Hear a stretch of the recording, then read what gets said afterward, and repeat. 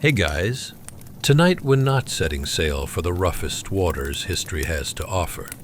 No greasy pirates, no half-starved sailors wondering who stole the last biscuit, and certainly no parrots judging your life choices.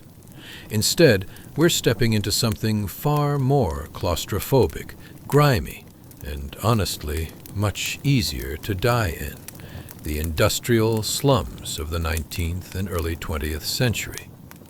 But before we wander into narrow alleys, smoke-choked air, and neighborhoods where the rats pay rent and you don't, take a moment to like the video and subscribe, but only if you actually enjoy the strange, mildly disturbing things we talk about here. And leave a comment telling me where you're listening from and what time it is. Somehow, it's always 2 a.m. somewhere, and 2 a.m. is when thinking about sewage, smog, and collapsing brickwork for fun suddenly makes sense. Now, dim those lights, switch on a fan for that soft, white noise. Imagine it as the sound of a distant factory machine, but less dangerous to your fingers.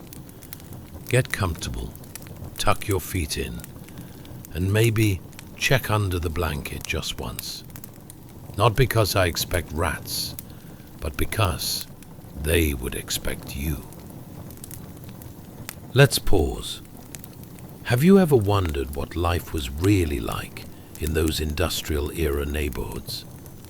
Not the movie version with romantic fog and old-timey violin music. The real one, where 10 families shared one room, where sewage ran down the street like an open invitation to cholera, where the air tasted like burnt coal and sadness, where the walls were so thin you could hear your neighbor breathe, or cough, or steal your bread. Tonight, with sleepy Oogway guiding us, we'll wander through slums where survival wasn't heroic. It was a daily negotiation. We'll explore the cramped housing, the polluted rivers, the children working long before sunrise, and the horrifying reality that soap was a luxury, not a given.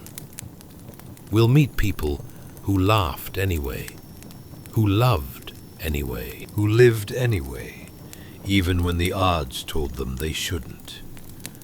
And don't worry. We'll move gently through the grime, softly through the smoke, slowly through the shadows of a time when simply breathing could be hazardous.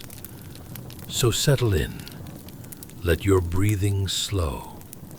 Feel grateful for clean sheets, clean water, and the miraculous absence of factory soot in your pillow. Tonight, we're discovering why you, yes, you, would not last a single night in an industrial slum. Now, let's begin. Chapter 1. 8 feet below the world. 8 feet beneath a busy city street, far below the rumble of carts and footsteps, lies a cramped underground cellar rarely seen by the sun. Down here, the world is smaller, the air is still. The stone walls press close like ancient ribs, slick with beads of moisture that glimmer faintly in the half-light. Every surface feels cold, damp, and patient, as though time itself has settled thickly into the floor. The ceiling hangs low, uneven and rough.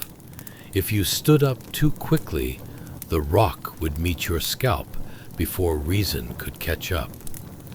People learn to move here with a slight hunch, shoulders rounded, neck tucked, like creatures adapted to a cave. In this place, survival is not about comfort. It is about enduring until dawn. A faint glow filters through a small trapdoor above, the only opening to the world outside. Dust floats lazily within that thin beam of light, turning slowly like tiny planets suspended in a hazy atmosphere. Beyond, that opening is the city, alive, loud, unaware. Traders shout, horses clatter, smoke rises, life continues without knowing the quiet struggle beneath it. Down here, everything is slower. The light reaches only so far before darkness swallows the rest. In the corners, shadows sit unmoving, dense and heavy. Storage crates lean against the stone, damp wood swollen from years of seepage. A rusted metal bucket rests beside them, half filled with stale water that never quite evaporates. Nothing dries in a place like this. Moisture clings to everything: clothing, skin, breath. The air carries a constant scent of wet earth mixed with stagnant dust. It settles on the tongue, metallic and ancient, like soil disturbed after a long rain. Each inhale is deliberate, thicker than air should feel. In summer, humidity turns the cellar suffocating. In winter, cold bites deeply, stealing warmth from fingers and toes until they numb. Above, life goes on. Wheels roll, children laugh, workers argue. But none of that warmth reaches here.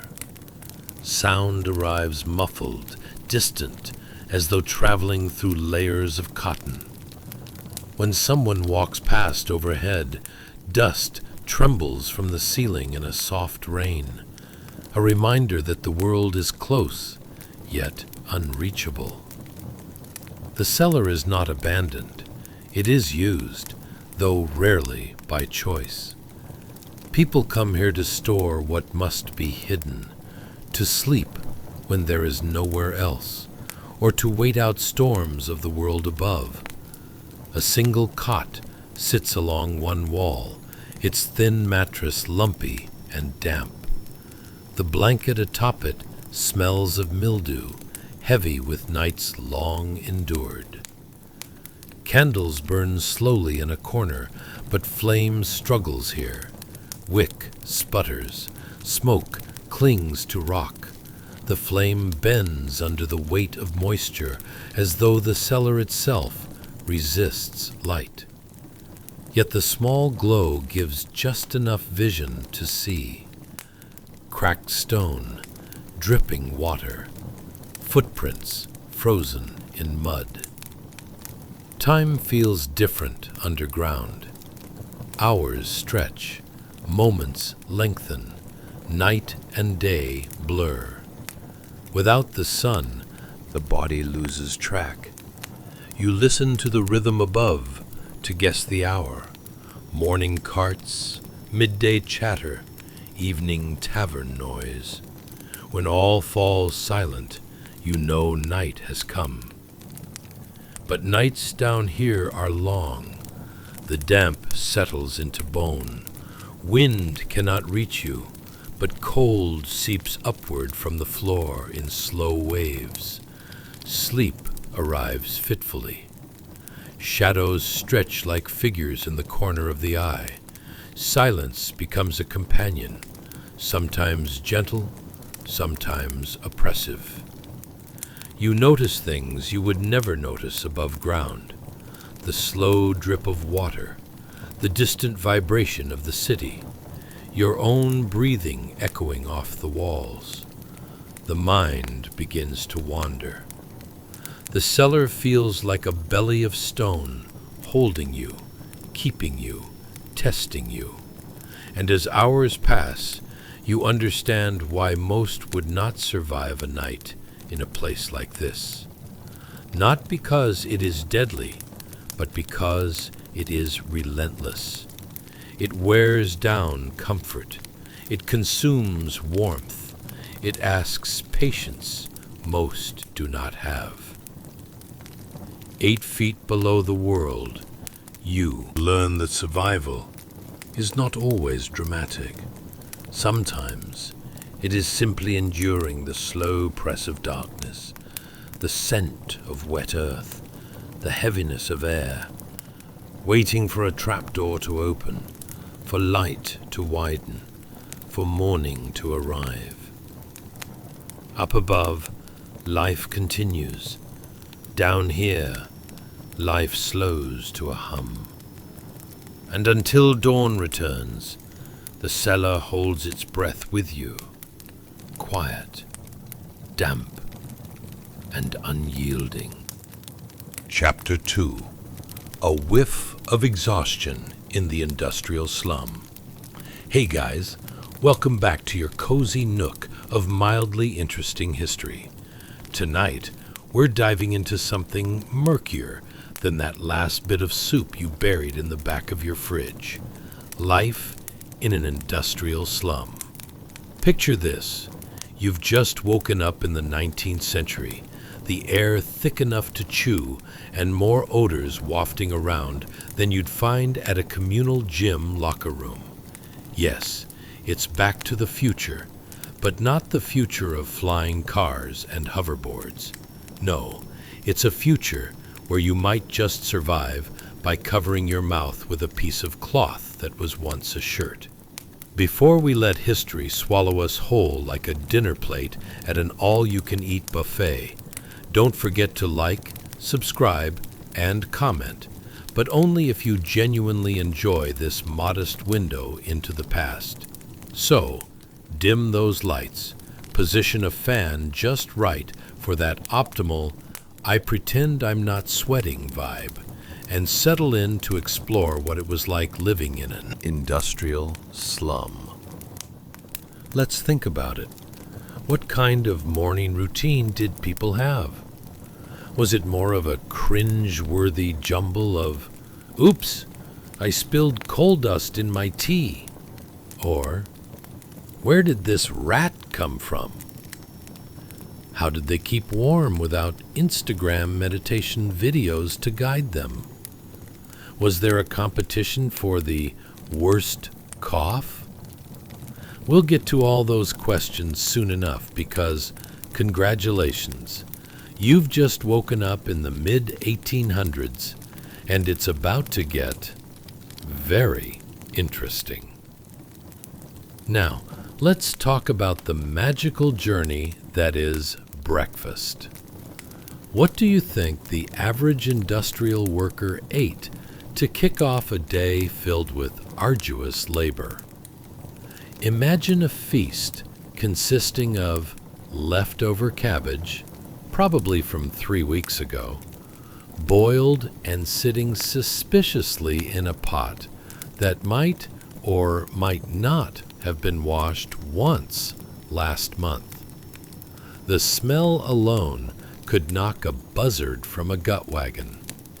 And there's your meal, cold and full of hope. It's what we culinary experts call mystery cabbage. You might be wondering how a daily dose of cabbage could keep you energized for the day. Spoiler, it didn't. Energy levels would probably hover around slightly lower than a sloth on a bad day. As the day progressed, there you were, shoveling coal and breathing in a delightful mix of soot and industrial despair. A real zesty wake-up call. On the grind, you'll work alongside a merry band of fellow laborers, all sharing tips on how to avoid getting crushed by heavy machinery. It's like dodgeball, but with far more risk and significantly fewer rules. Have you ever tried dodging a steam engine while holding on to your dignity? No? Consider yourself lucky. One mishap, and you could end your workday as the next urban legend. Remember the guy who tried to outrun a factory door? Poor soul. Speaking of urban myths, let's delve into the living quarters, if you dare. You thought your roommate's snoring was a nightmare. In an industrial slum, it was a concert with symphonies of toot-toot train whistles, the melodious screech of metal, and the occasional wail of impoverished cats auditioning for their own dramatic roles. If your home was lucky, it had walls. But let's be real, they were more of a suggestion than an actual structure. Walls were likely a hodgepodge of flimsy boards, wallpapered with a fine layer of sweat and the odd rat droppings for artistic flair. As you drift off to sleep at night, you'll be serenaded by the sweet sounds of a roof leaking like a sieve. Is it raining? Nope, that's just the neighbor's roof weeping for their lost sanity. Every drop of water, a little reminder that the universe does indeed have a sense of humor. Think you can secure a good night's sleep? Good luck not dreaming of being crushed by a collapsing roof.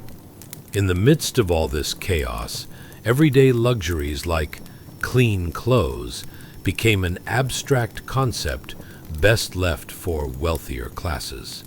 Washing your clothes? Overrated. You may have traded in the bliss of a laundromat for the exhilarating adventure of evaporation. Why wash when you can air dry them on your bod? That way you get to save water and achieve the glistening aroma of eau de coal mine all at once. By now you might have realized that surviving a night in an industrial slum was akin to participating in a reality show where no one wins and everyone suffers. It was horrible, but strangely comedic at the same time, like an elaborate theatrical play where the script was lost and they just winged it with dance numbers involving actual soot. So, if you thought your stress levels were high from a work deadline, think again. As we wrap up our bustling day in the industrial slum, crawling under your grimy quilt stuffed with second-hand hopes and dreams, be grateful for the thumping in your heart, the clean air of your modern home, and the distinct aroma of your favorite takeout wafting through the night. You had options, plenty of them really. Instead of drowning in despair, you can embrace the smell of fresh laundry and maybe indulge in a nap as you ponder how far we've come. So, there you have it.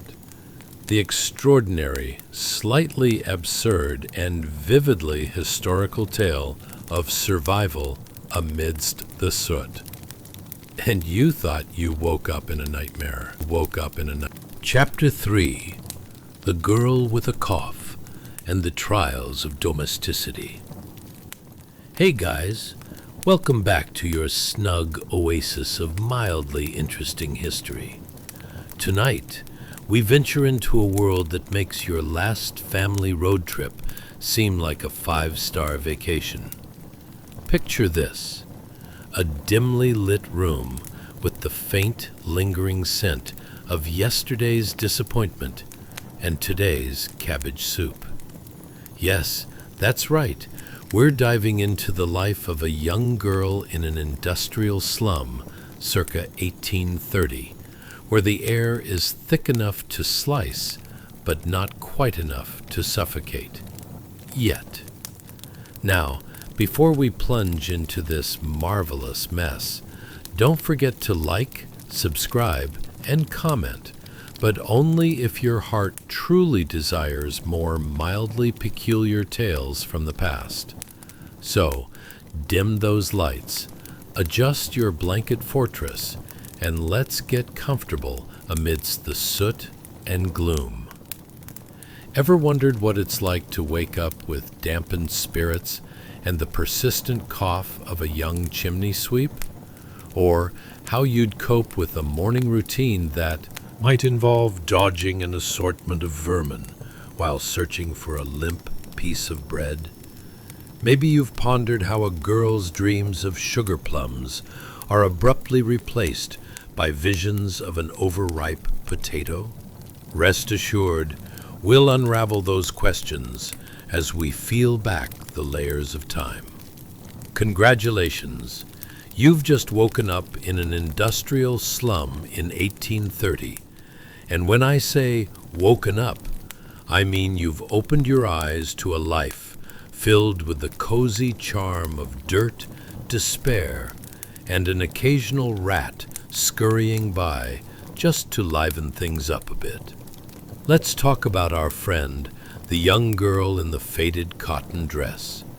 She sidles against the cold, uninviting wall, her pale face illuminated by the feeble light filtering through a grimy window that may or may not have been cleaned since last Tuesday. Her tired eyes tell a story, a tragic telenovela, if you will, full of high drama, hard knocks, and a constant plea for a hot cup of something that wasn't brewed in yesterday's ashes. But, Wait, what's this? oh yes, the cough. That persistent little reminder of her close companionship with coal dust and the occasional whiff of something resembling a stew gone wrong. It's the kind of cough that demands attention and sympathy, but mostly just gets side eyes and whispers about the latest rat infestation. You know, the regular discourse of a day in the life. The room she calls home is more of a suggestion than an actual dwelling.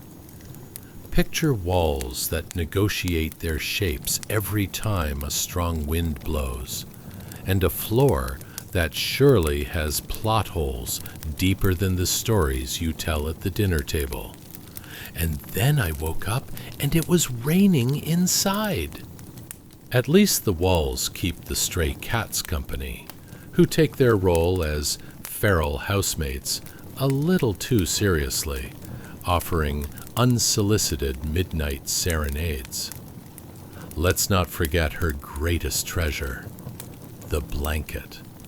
Yes, that marvel of industrial innovation, a quilt made from what seems to be leftovers of rotten fabric, perfect for keeping the cold and the dreams of a better life at bay. Who needs soft, fluffy comforters when you have this family heirloom that doubles as a scratchy memory of better times? And now, let's dive deeper into her culinary life. Breakfast wasn't served on a gold platter in those days, oh no. Instead, envision a hand-me-down bowl filled with something known as reliable gruel. It's a delightful concoction that vaguely remembers being porridge, but has dropped a few eggshells along the way. That's right. Breakfast also served as a delightful game of Guess What's Floating, an experience that not even your least favorite relative could ruin. But have no fear. If she's lucky, today's gruel contains a hint of flavor, maybe from that other exciting breakfast option, last week's leftover cabbage. Deliciously putrid and slightly crunchy, each mouthful gives her deep insight into the mysteries of suffering, and just how soft her hopes have washed away in the tides of inadequate nutrition. As the day unfolds, our young protagonist bravely faces washing. You might think, how hard could it be? But if you've ever attempted to take a bath in an ice-cold barrel while dodging the local wildlife, you know it's like flossing with pine needles, confusing, painful, and entirely impractical. So really, it's not such a stretch to find that soap is about as popular as a tax collector in this neighborhood. You see, washing clothes is a Herculean task she's not likely to conquer today. After all, it's a simple choice between using precious water to scrub her garments or just letting nature's funky aroma take the lead. Spoiler, that fabulous farm scent can attract a certain type of companionship, namely flies and even throwback rodents that consider your clothes a cozy home. But alas, who could blame her for feeling a touch heroic in the face of such relentless adversity? She finds laughter amid despair, humor dripped in coal, dust, and a touch of absurdity in her daily existence. The girl with the pale face and tired eyes has learned to find joy in the small victories, like making it through a day without being mistaken for a new species of vermin. As the twilight settles in, she curls up, gripped by a gentle cough and shrouded in the coarse quilt, feeling an odd determination swirling inside her. Why? Because, dear listener, even in a world where survival is more challenging than assembling IKEA furniture without instructions, she has carved out a place, not just on the floor, but in her heart, where hope and grit flourish like the unexpected scent of a freshly baked loaf. That's life in the slum, where comedy meets hardship and humanity shares the space like roommates who never learned the art of sharing a fridge. It's absurd, it's gritty, and it's oh so exactly what we call mildly interesting. Chapter 4. A Night in the Cellar. You definitely won't survive. Hey guys, welcome back to your cozy corner of mildly interesting history, where tonight's scene is less charming than a dentist's waiting room and twice as stuffy. Imagine, if you will, hunkering down in a dank cellar, the ambience brought to you by the sweet aroma of despair and damp stone. Yes, you guessed it, this is the life of an industrial laborer in 1830, where sleeping arrangements could double as an episode of Survivor Urban Edition. Now, before we dive into this marvelous maze of misery, go ahead and like, subscribe, and comment, but only if you're genuinely entertained by the chaotic circus that is history. So, dim those lights, crank up the fan, because who wouldn't love a slight breeze of damp rag? And let's get cozy in the gloom. Ever wondered how difficult it could be to sleep when your outstanding bedfellow is the fear of rat nibbles? Or why the most exciting part of your evening could very well involve dodging the sound of dripping water that may or may not be from a leaky pipe, or perhaps the ghost of dinners past?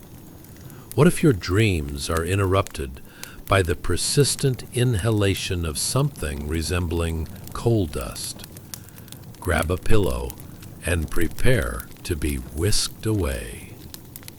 Congratulations! You've just woken up in a dimly lit cellar circa 1830, where the only thing lower than the ceiling is the morale of its occupants. You find yourself nestled into the cold embrace of rough stone walls, with the undeniable perfume of overtired humanity wafting through the air.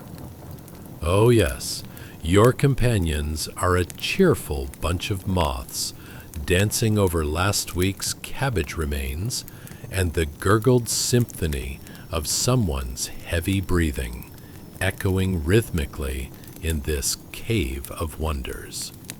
Let's talk about your new best friend, the old man resting in the corner.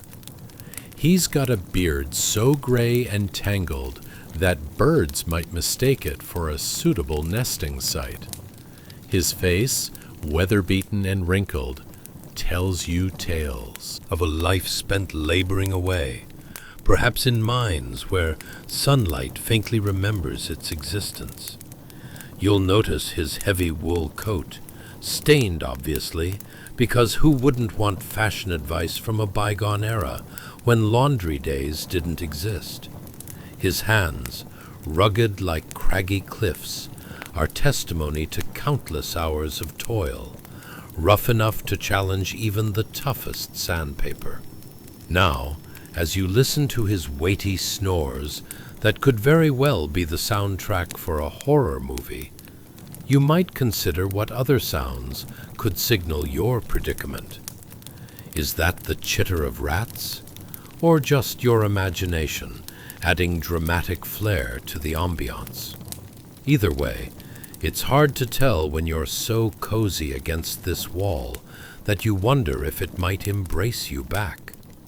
Spoiler, it won't. Your respite from life's troubles takes a more heroic turn when the situation turns dire, and your only source of light is that flickering candle on the windowsill. That is, if you're lucky enough to have glass to keep it from blowing out on a drafty night. And other beings. Imagine being confronted with nightly dilemmas like maintaining both your warmth and your candle. Forget Game of Thrones. You're living Game of Lowlight. And let's not get started on the delightful array of sounds that create the ultimate atmospheric mixtape. The echo of dripping water could send a shiver down your spine and trigger instinctual thoughts about the state of your own bladder. Oh, the urgency. How pleasant to be torn between the safety of your corner and the horror of navigating the muddy ground, praying not to encounter some ancient potato left behind by an even sorrier soul. Now, as your eyelids grow heavy under the weight of exhaustion, or the dust in the air, who knows, let's drift into the vast realm of dreams. Close your eyes and imagine a world where you're not just a mere observer, but the hero dodging coal dust clouds as they swirl around. You might mistake dreams of sweet pastries for visions of rancid potatoes, a culinary metaphor for unfulfilled hopes. How deliciously ironic. And in the odd twist of fate that is life in the cellar, a new dawn begins to creep in, bringing with it the first light of reality and just enough hope to keep the ball rolling, or at least squeaking slightly like an old cartwheel. The old man stirs, and his heavy breathing morphs into a series of coughs that resound like the prelude to an ill-timed dramatic monologue. The ceiling above might start to leak bodily fluids, not just water, I assure you. And suddenly, survival becomes a game of who can hold their breath longest. This, dear listener, is the essence of the industrial slum, where humor weds hardship in a glorious, albeit absurd, dance. And you can't help but ponder, when did cozy become synonymous with cold stone floors and hints of despair?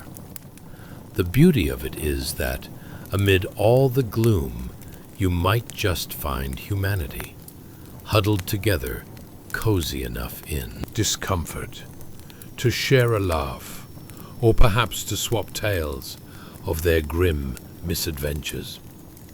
It's like a very bizarre version of a book club, just with drastically fewer potato chips. So, as you drift deeper into the realm of slumber, remember that, while the air is thick with coal and dreams of better days may seem elusive, life in the cellar is the ultimate demonstration of resilience, and believe it or not, a laugh or two, even against mounting adversity. Who knew? That's the beauty of it all, really. The beauty of... Chapter 5. The Stairway to Unpleasant Dreams. Hey guys, welcome back to your cozy corner of mildly interesting history, where today we're stepping down a narrow set of wooden stairs, steeper than your neighbor's plot, to finally become a TikTok influencer. Picture this: dark, rotting wood, more damp than the bottom of a fisherman's boot, serving as the only portal to escape your new underground dwelling. Yes, you guessed it. Welcome to the thrilling life of a worker in an industrial slum circa 1830, where every night feels like you've unwittingly signed up for an escape room. But the only thing escaping is your will to stay awake. Before we get into this delightful descent, do me a favor. Like, subscribe, and drop a comment. But only if you genuinely find yourself mildly entertained by our journey through time. Because, let's be real, enduring a night in a cellar would be enough to make even the most optimistic IKEA bleary-eyed. So, let's settle in for an evening of less than comforting contemplation. Ever wondered how many rats it takes to turn a peaceful night's sleep into a high-stakes horror film? Or how a single dripping faucet could rival your worst experience with a morning alarm?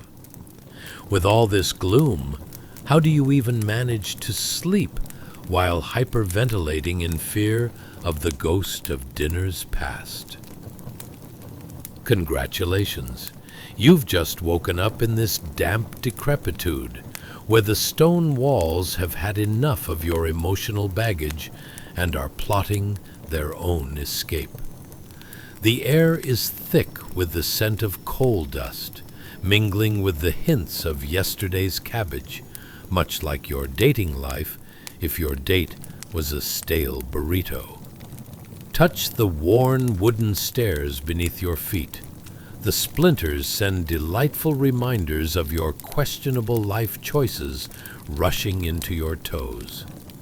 You can barely make out the creaking timbre of those stairs. Is that the screams of 100 forgotten dreams, or just your imagination adding a bit of flair to the experience? It's hard to tell while you're attempting to dodge what can only be described as an unholy alliance between an old potato and the resident rats, who are definitely not paying rent. The only source of light dances nervously across the darkened room. You can only pray that the flickering candle on the windowsill, if you even have one, doesn't take its cues from your fragile emotional state and extinguish itself in a moment of panic. You could certainly dedicate a dramatic monologue to the trials of phase lighting, imagining it as your flickering hope in this coal-dusted abyss. Honestly, watching that poor candle struggle is like witnessing a soap opera. Will it survive the harsh winds, or fall victim to the uncertainty of your very existence? While waiting for it to make its decision, like a cat contemplating a jump, you notice the resident old man in the corner, snoring like a distant freight train. His beard seems to harbor enough crumbs for a small family of rodents, who are likely all holding secret family meetings under the dramatic lighting that you may or may not be providing. You half expect him to wake up and announce that he's auditioning for the role of Grumpy Gus in the next neighborhood production of A Night in the Cellar. As you settle deeper into this little slice of hell, let's have a chat about the unique offerings of sound in your enchanting underground existence. The echoes that bounce back to you could seriously inspire a new genre of lullabies. Is that the chittering of bats? Or is that just my sanity cracking under pressure? And each drip from the ceiling blends into a haunting percussion that would make even the most avant-garde musician faint with envy. Remember, this is a life where every simple action carries peril. Deciding to shift slightly away from the wall may lead you straight into an ancient potato, a risk no one should have to face while searching for comfort. With every turn, there's a symphony of strange noises that further complicates the quest for shut-eye and pushes you further toward the brink of existential reflection. Do rats feel comfort when they settle down at night? Or do they too question their existence with every nibble of your dreams?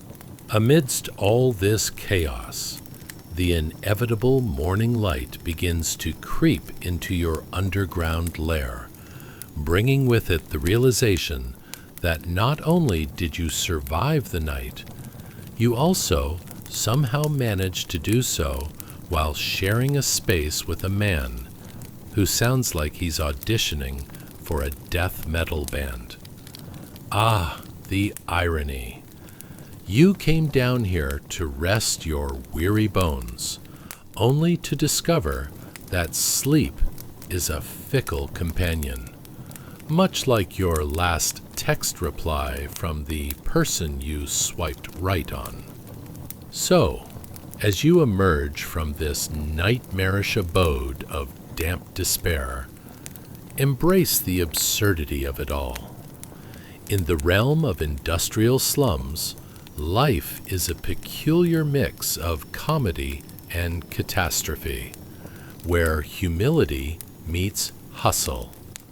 And yes, dear listeners, even in such dismal circumstances, people found ways to bond over shared hardships, a sort of darkly comic potluck of misery, albeit with far fewer potato salads and way more rat encounters. As you navigate the unsteady terrain of your thoughts and drift deeper into the sweet embrace of sleep, just remember, if you ever find yourself dreaming of potatoes, it might be a sign you've been underground for far too long, Chapter 6, The Courtyard of Eternal Chores. Hey guys, welcome back to your favorite corner of mildly interesting history, where tonight we're plunging deeper into the chaotic charm of 1830, a time when spring cleaning was nothing more than a fleeting dream whispered among the soot-covered inhabitants of industrial slums. Picture this. A crowded courtyard where the mud is thicker than the plot of a reality TV show, and buildings loom overhead like judgmental gargoyles, silently critiquing your life choices. Trust me, it's about as cozy as sharing a bath with an angry porcupine, and that's just the atmosphere. Before we jump into this delightful disaster zone, do me a favor. Like, subscribe, and drop a comment. Only if you genuinely enjoy this historical journey, of course. We're not here to guilt-trip you like your mother-in-law at family gatherings. We want to keep this delightful chill fest rolling. Now, grab your favorite pillow and get those lights dimmed. Ken, you feel the energy?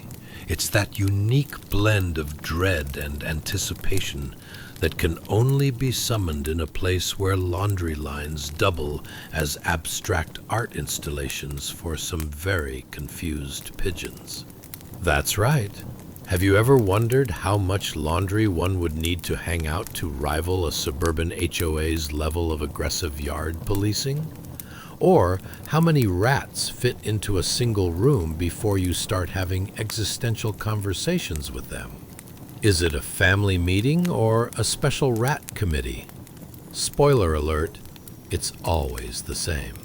Congratulations, you've just woken up in the year 1830, where the air is so thick with coal dust that breathing feels like attempting a sport where you're always out of breath. It's postcard perfect only if the postcard were sponsored by The Flavors of Industry, Smell Edition. The ground beneath you squishes softly like that last slice of takeout pizza you regrettably left in your fridge for a little too long. The mud is so resilient that one might tempt fate by pondering whether it's secretly acquiring sentience and plotting world domination. Let's take a stroll around this idyllic courtyard, shall we? Your feet splat across the grime, a delightful mélange of dirt and perhaps a bit of yesterday's cabbage from the nearby tenement.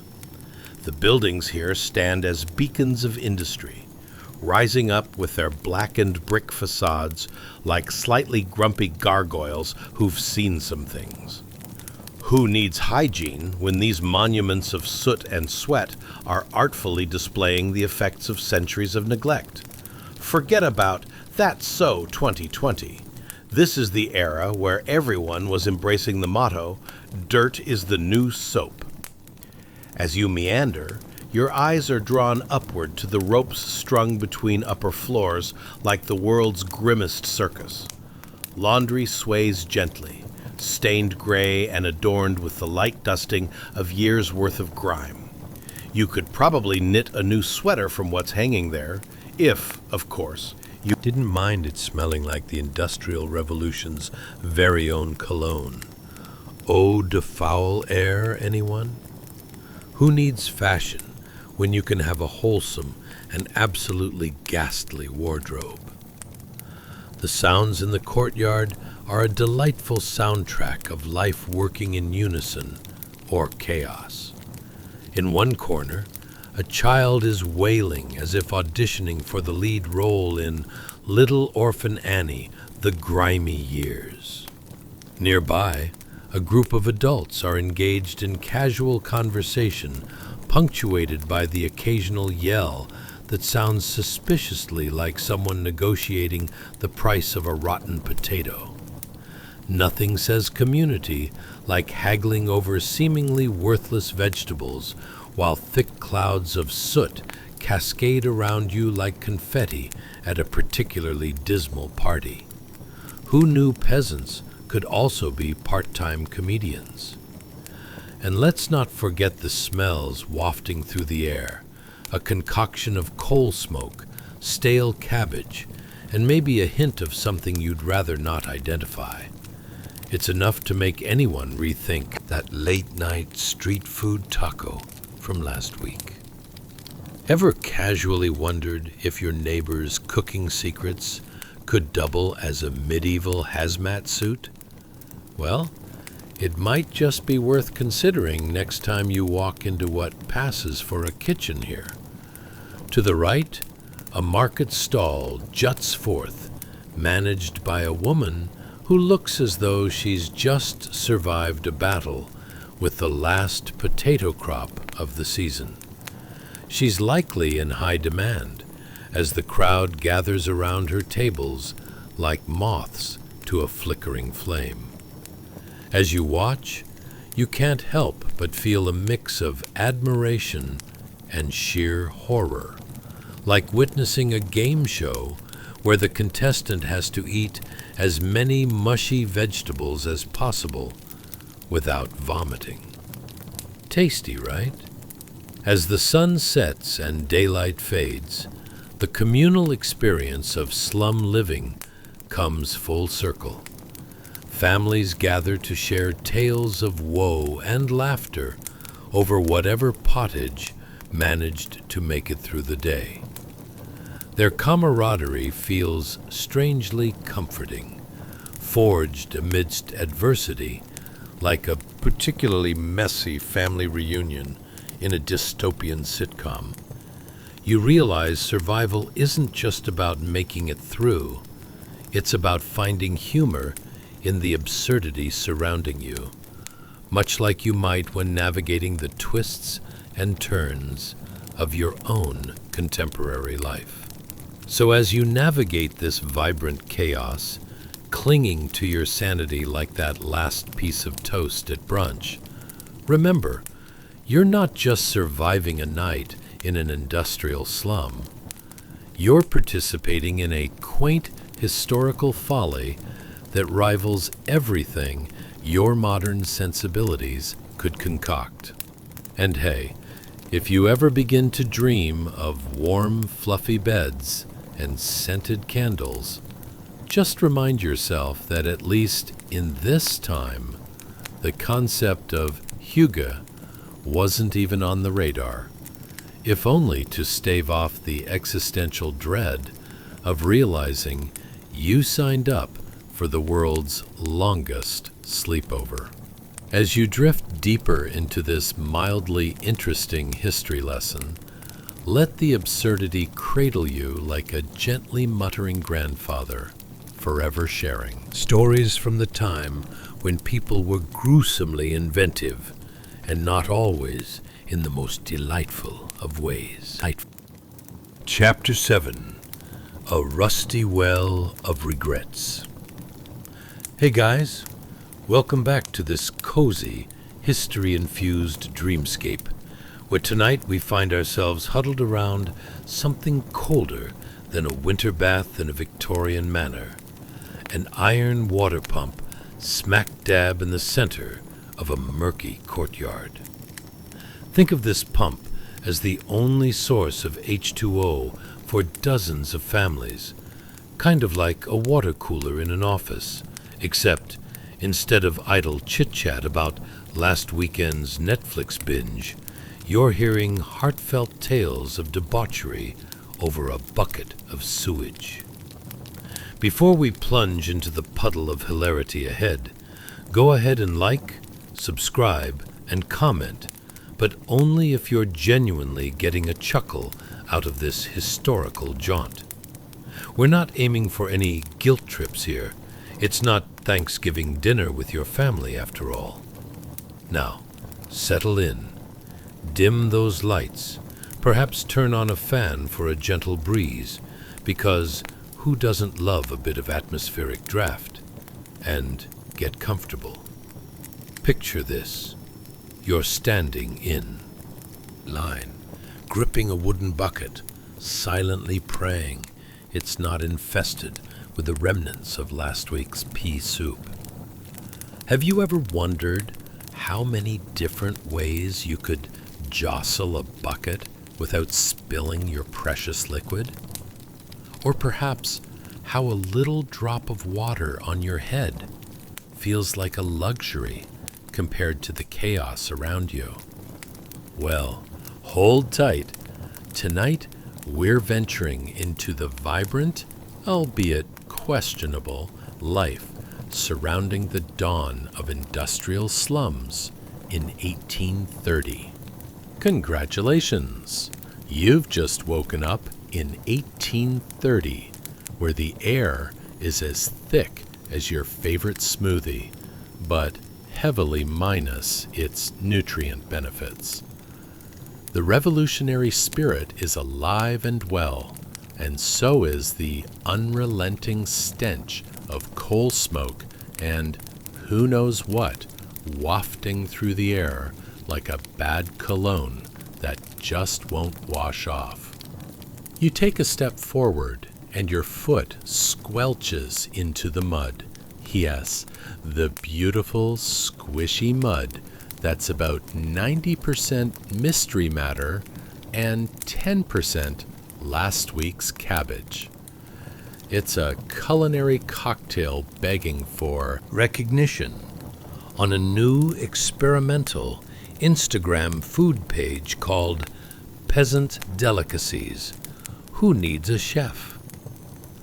As you gaze around the courtyard, you spot the rusty iron water pump standing gallantly, though perhaps a bit woefully, amidst a sea of mud and faintly disgruntled faces. The metal is so cold to the touch, it might just be auditioning for the lead role in a horror film about misunderstood appliances. This pump is basically the central hub. People gather around it like it's the last available charging port at a Starbucks. Now, let's discuss the line. A small throng of individuals, some clutching their buckets like prized possessions, and others just wishing they could delay the inevitable wait, are crammed together at the pump. Among them, there's a lady wearing a scarf that suspiciously resembles a family of raccoons in their Sunday best, and a gentleman who seems to have given up the struggle even before the first lurch of the pump's handle. You're caught between sheer desperation and existential contemplation. Why did I think this would be a good idea? Is this a social experiment? Or am I just really committed to getting some actual hydration? As you patiently wait your turn, the fog rolls in, curling around the bodies like the embrace of a needy cat wanting attention. Every muffled word floats uncertainly through the haze. You might hear certain phrases like, "drop the bucket," or "lost a finger in last year's frost." The ever-optimistic, "better luck next time," breaks the tension, only to be drowned out by the delightful melodrama of a child's wailing, clearly auditioning for the local tragedy troupe. The sounds are a delightful cacophony. Picture two neighbors arguing over who really was responsible for the last turnip mishap, while another one tries to barter for 3 drops of what appears to be a deliciously questionable broth. Why settle for polite conversation about the weather when you can haggle over vegetable quality? It's practically the get-rich-quick scheme of this era, minus the quick or rich part. And the smells? Oh, let's not forget the concoction of coal smoke, something that could be a cousin to burnt rubber, and the faint whiff of mystery meat processing in the background. You know the one, that nostalgic aroma that feels like regret draping itself around your shoulders. You might wonder if you could apply for a local hazmat suit, but hey, that would be asking too much in the age of practicality. As you finally reach the front of the unorganized queue, the water pumps out in a manner reminiscent of a reluctant teenager doing the dishes. The rusty mechanism groans, spewing forth the only source of life in these parts, a nice, tepid bucket of H2O. No one's entirely sure if it'll do wonders for your health, but then again, neither is anybody standing around. Congratulations!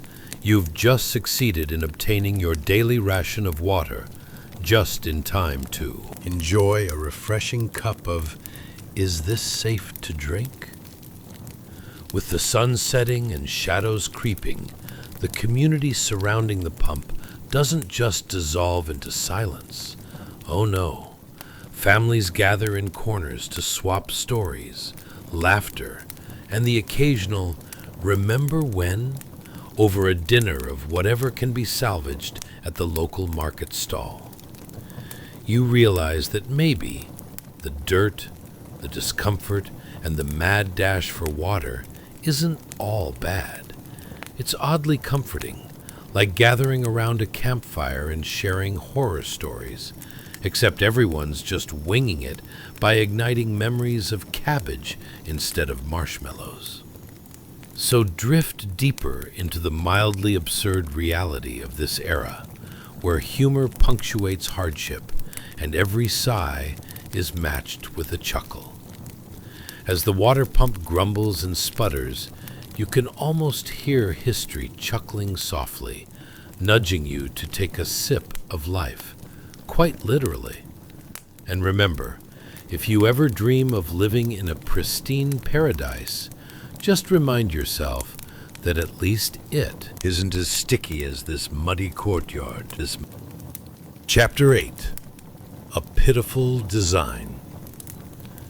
Hey guys, welcome back to this chuckle-filled bedtime history narrative, where tonight we tiptoe around an even murkier topic than your uncle's questionable recipes after a hearty meal: the sanitation situation in the 1830s. Yes, we're about to plunge, quite literally, into the depths of industrial slum living. Before we dive into the cesspool of hilarious historical anecdotes, do me a favor, smash that like button, subscribe, and drop us a comment. Only if you truly find joy in wanderlust through aqueous misadventures, of course. We're not trying to pressure you. This isn't one of those high-pressure sales pitches for a vacuum cleaner that promises to change your life. Now, let's set the scene, shall we? Picture yourself standing in line, heart racing, as you approach the only toilet for 40 people. Yes, that's right. A dilapidated wooden structure that resembles a treehouse, but one that only a lumberjack who lost his sense of humor could love. Maybe you've confronted drier lint clouds far more majestic. You might be asking, what do you think the view is like from there? Would the local pigeons even bother to come close? Congratulations, you've just woken up in 1830, surrounded by a cacophony of misguided hygiene practices and airborne stench. Pressed together in a crowd, you shuffle towards a structure that looks like how you'd imagine a garden shed after a chaotic tornado. This splendid throne of filth, aptly named the toilet, stands like a sad sentry, weary and weathered, just waiting for someone to brave the experience of using it. Time to describe the scene. The wood is gray and splintered, telling tales of 1,000 unfortunate bathroom experiences. Suspiciously soaked ground, bearing a strong resemblance to a poorly dug swimming pool, wraps around the structure like a welcoming embrace. But it's the kind of embrace that whispers, "You'll regret this." Overflowing during the rains, because of course, what goes down must come up. This place is surely the stuff of nightmares. I mean, if your bathroom overflowed, like your cousin's enthusiasm for karaoke, you'd start questioning your life choices, wouldn't you? As the wind breezes by, you can almost smell the previous user's regrets. Can you imagine a family of 40 sharing bathroom stories? No, Gerald, that was not just a bad cabbage. That was a full-on uprising of the turnip army. Those line chatterings are likely the industry trends of the time. Now, let's take a closer look at that deep pit beneath. Just imagine pooling waste, festering like an old sock in a corner of your closet. Every time it rains, the pit sends up a shimmer of dread, much like that feeling when you accidentally skim over your bank account balance post-shopping spree. You might even relate it to waking up on a Monday with a hangover, only to discover you have to battle the unseen horrors lurking in your bathroom. Yes, truly, the slums had their version of a Monday. As you shuffle forward, debating the merits of holding it in or embracing the inevitable, you can hear the sounds echoing around you. Children giggling or perhaps crying, a chorus of adults trying to negotiate their way through both the line and the social intricacies of communal toilet etiquette. Ah, yes, Susan, I find it reasonable that I get 2 minutes in there, seeing as you spent a lovely quarter hour through last week. The drama continues. Who knew bathroom lines could rival a Shakespearean play? Because it's not just about relieving yourself, it's about strategy. Thoughts race through your mind. Is there a secret code to the etiquette here? Or do you just rely on an unspoken understanding of how vital your bathroom hop really is? Did we mention the delightful scent? As you draw nearer, you can practically taste the fermented memories swirling through the air like a soup gone rogue. The warm, sticky odor wraps around you, wishing you good luck as you prepare for what many might call the experience of a lifetime. Ever tried to explain that to your friends in modern times? Oh yes, you simply must try it. It's like a room temperature mystery meat sandwich, but better. And of course, there's the issue of lighting. Inside this wooden wonder, the glimmering of a candle might cast a glow reminiscent of a horror movie, where the truly brave become the subject of folklore terrifying to future generations. Beware the legacy of old Reggie, who ventured too close. Finally getting your turn, you dash towards the rickety wooden door, which creaks ominously, like it's trying to suss out your level of bravery beforehand. What lies behind it? A throne? A trap door to some form of mystical underworld? Or something worse? A fusion of filth and 4 decades of poor hygiene. In a plot twist that would make any soap opera jealous, you brace for impact. You close your eyes, and suddenly your imagination is free fall, spiraling down a rabbit hole of questionable decisions. Congratulations! You've arrived at the wading pool of human dignity. At this point, the ancient wisdom of, if you can't laugh at yourself, you might as well cry, rings true. So as you navigate your way through the charming, questionable sanitation practices of the 1830s, remember, sometimes life's unfortunate moments serve as comic relief in a sophisticated, albeit mildly unpleasant tale.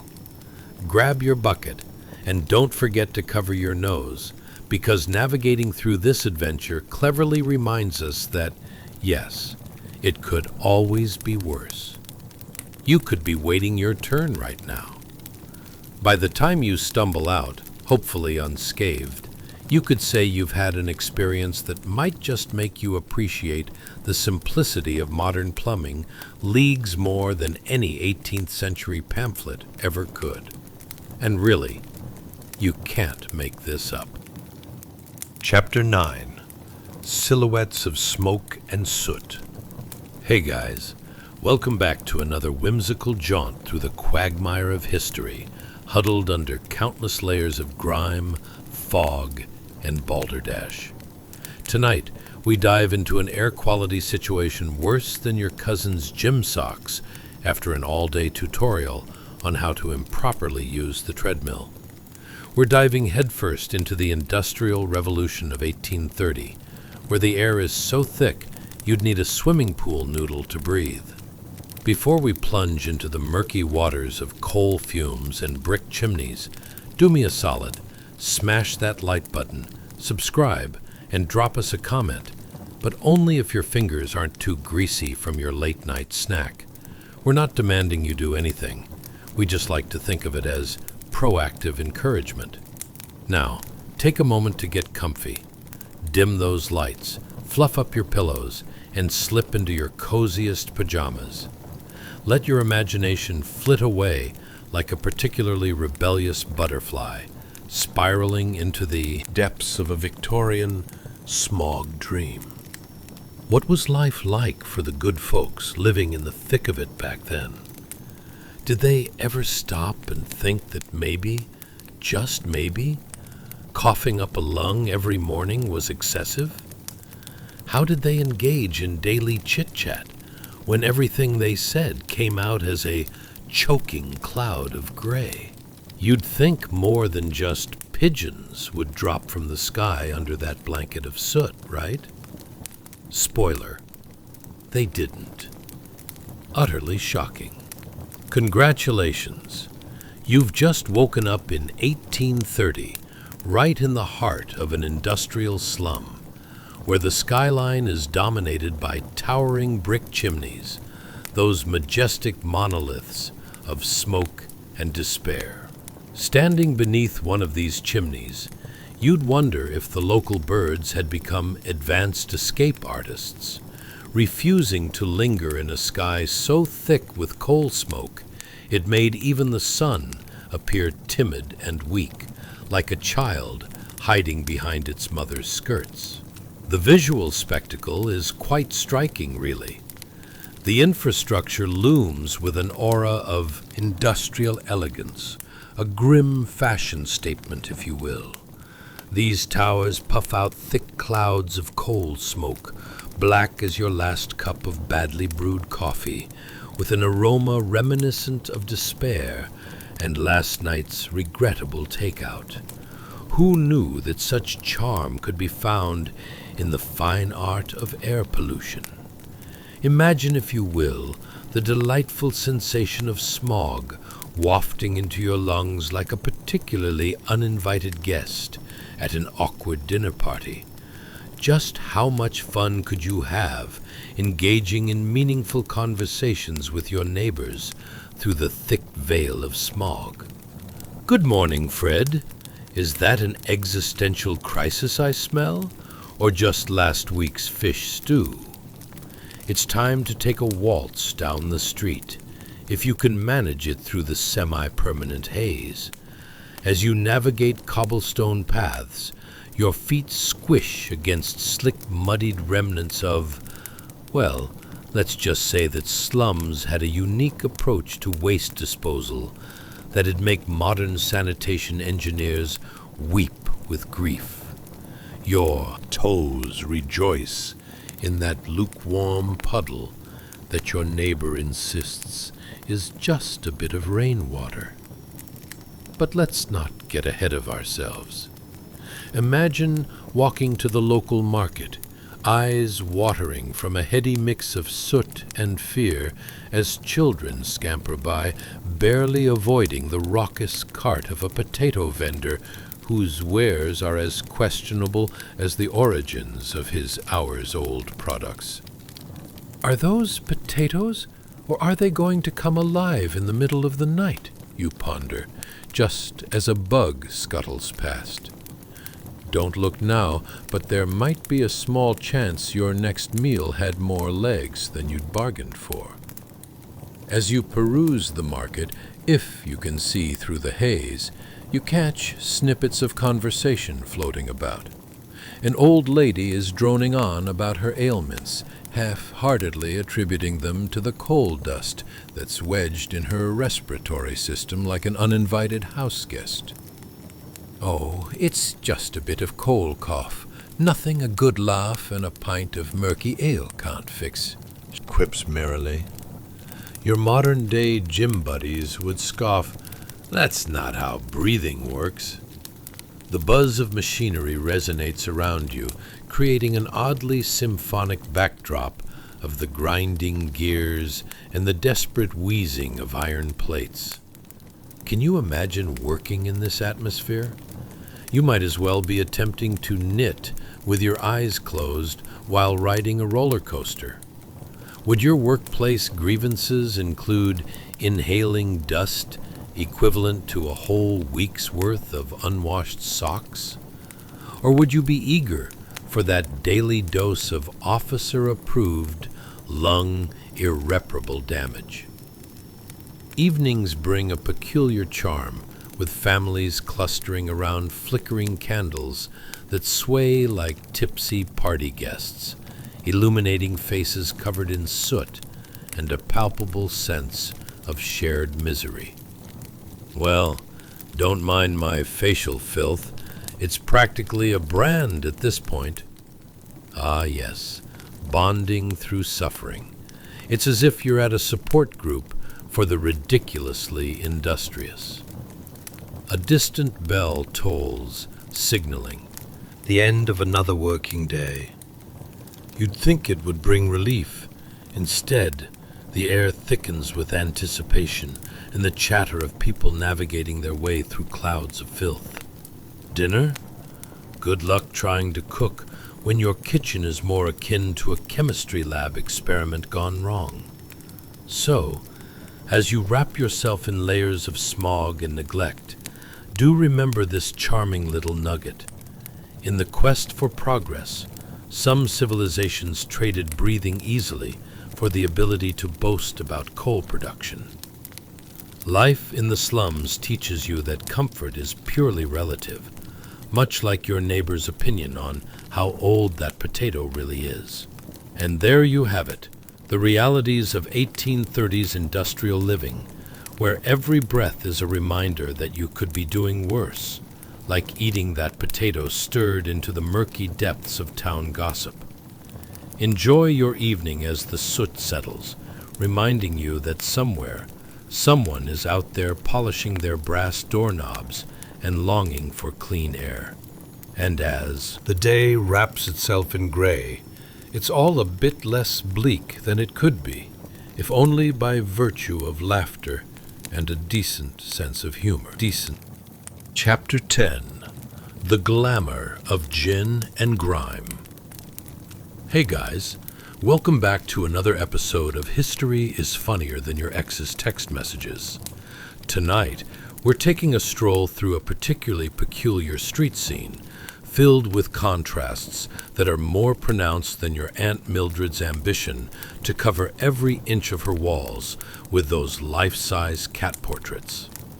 Picture this, 1 block away from the admirable Georgian mansions adorned with white columns, where wealthy merchants strut like peacocks in their top hats.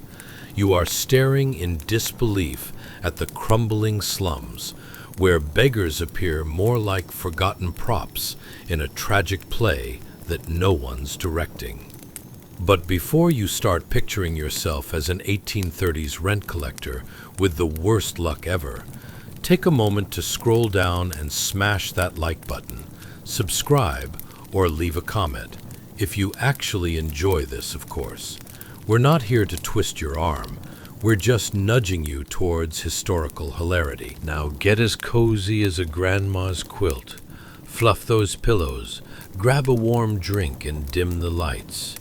The air in here should be serene, like a gentle breeze wafting through the countryside, not a rancid swirl of coal fumes and mischief. As you settle in, let's ponder a few absurd questions. Ever wondered what it's like to be wealthy when your neighbors live in a place the health department wouldn't let a raccoon enter? Or to live in luxury while stepping over the daily parade of people using very creative terminology to avoid direct eye contact?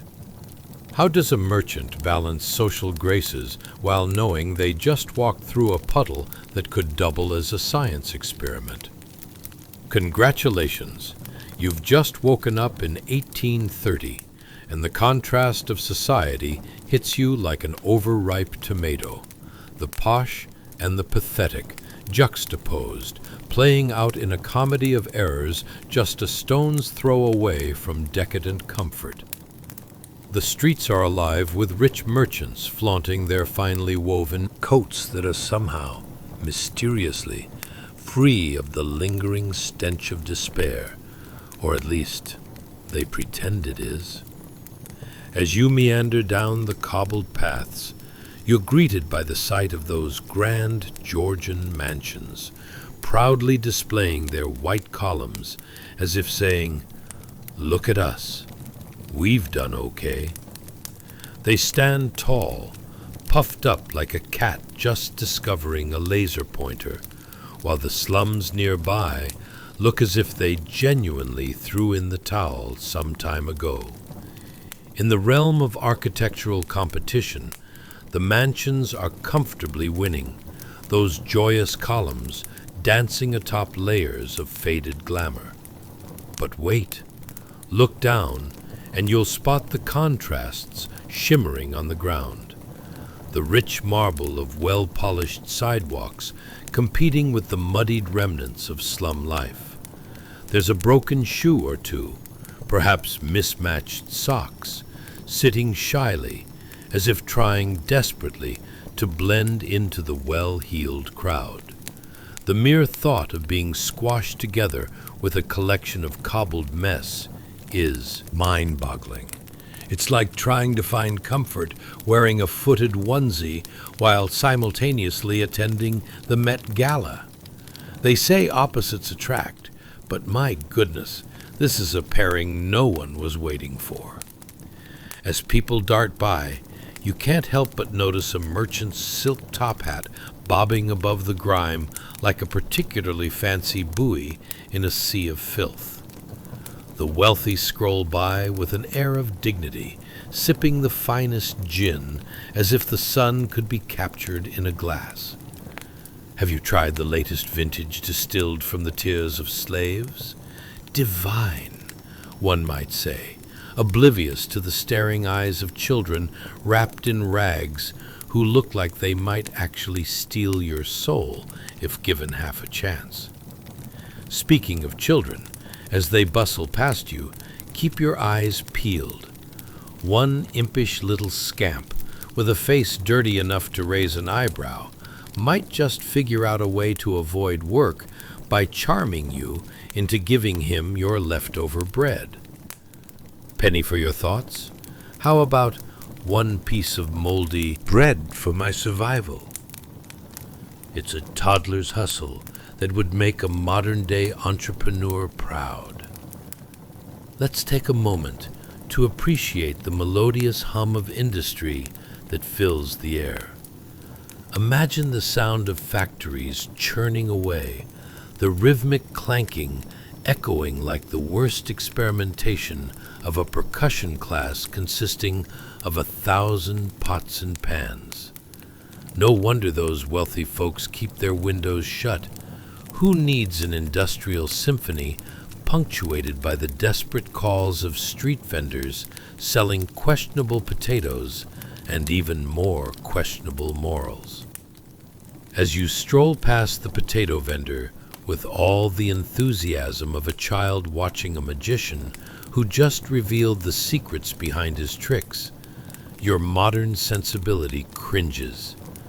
The spuds are a bit too knobby, more legs than you'd expect from something that's meant to layer your beloved shepherd's pie.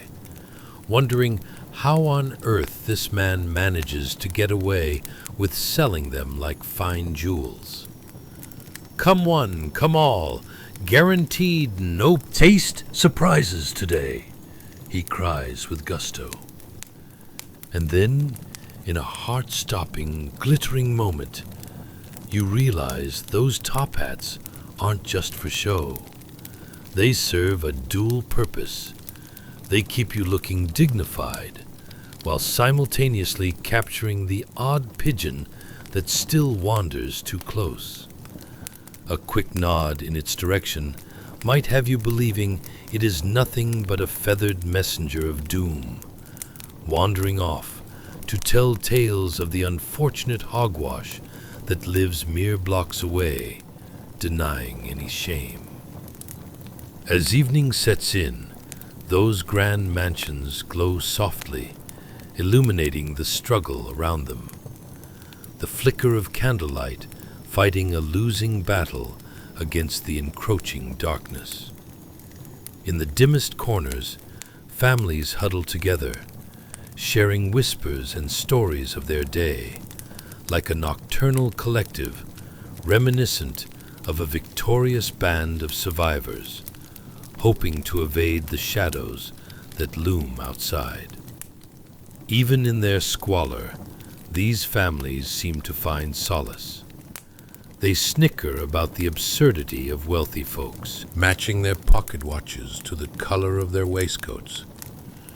"I'd give my left shoe for a cup of fresh air instead of this artisan dust," quips a laughing father, quickly tapping his arm against his wife's shoulder before the laughter gives way to a theatrical sigh. Because in a world where the distribution of wealth feels like a game of snakes and ladders gone awry, what else could anyone do but laugh?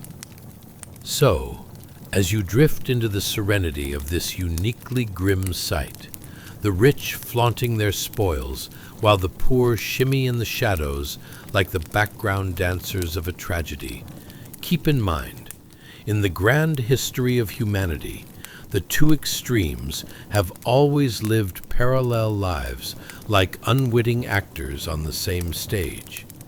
And maybe, just maybe, your next escape could be just as wonderfully ridiculous. Embrace the whispers of yesteryears, full of debate, dust, and tender laughter, reminding you that laughter is indeed a staple of survival across all ages. Chapter 11. The Horse-Drawn Drama of Industrial Life. Hey guys, welcome back to another episode of History is Funnier Than Your Ex's Text Messages. Tonight, we're diving headfirst into a world where the streets are muddier than your ex's excuses for ghosting you.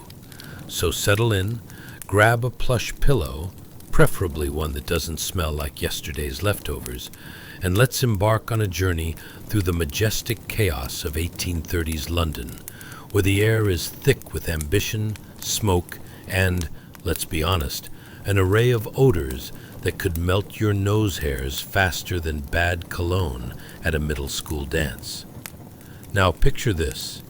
You're sailing the muddy streets in a heavy, ornate carriage, pulled by two black horses as elegant as they are dramatic. Ever wondered how many potholes a carriage can hit before the driver bursts into a Shakespearean sonnet? Spoiler alert, a lot. If you find yourself rattling about like a marble in a tin can, count yourself lucky you weren't born just a smidge later, when the Industrial Revolution would transform those elegant roads into perilous obstacle courses where you might even lose a shoe or two. Before we cart off into the historical distances, let me kindly remind you, if you enjoy this cornucopia of chaotic historical hilarity, make sure to hit that like button harder than a blacksmith shaping iron. Subscribe, comment, and engage. Only if you enjoy it, though. No peer pressure here, just good old-fashioned fun. As you nestle in, dim the lights, and picture this.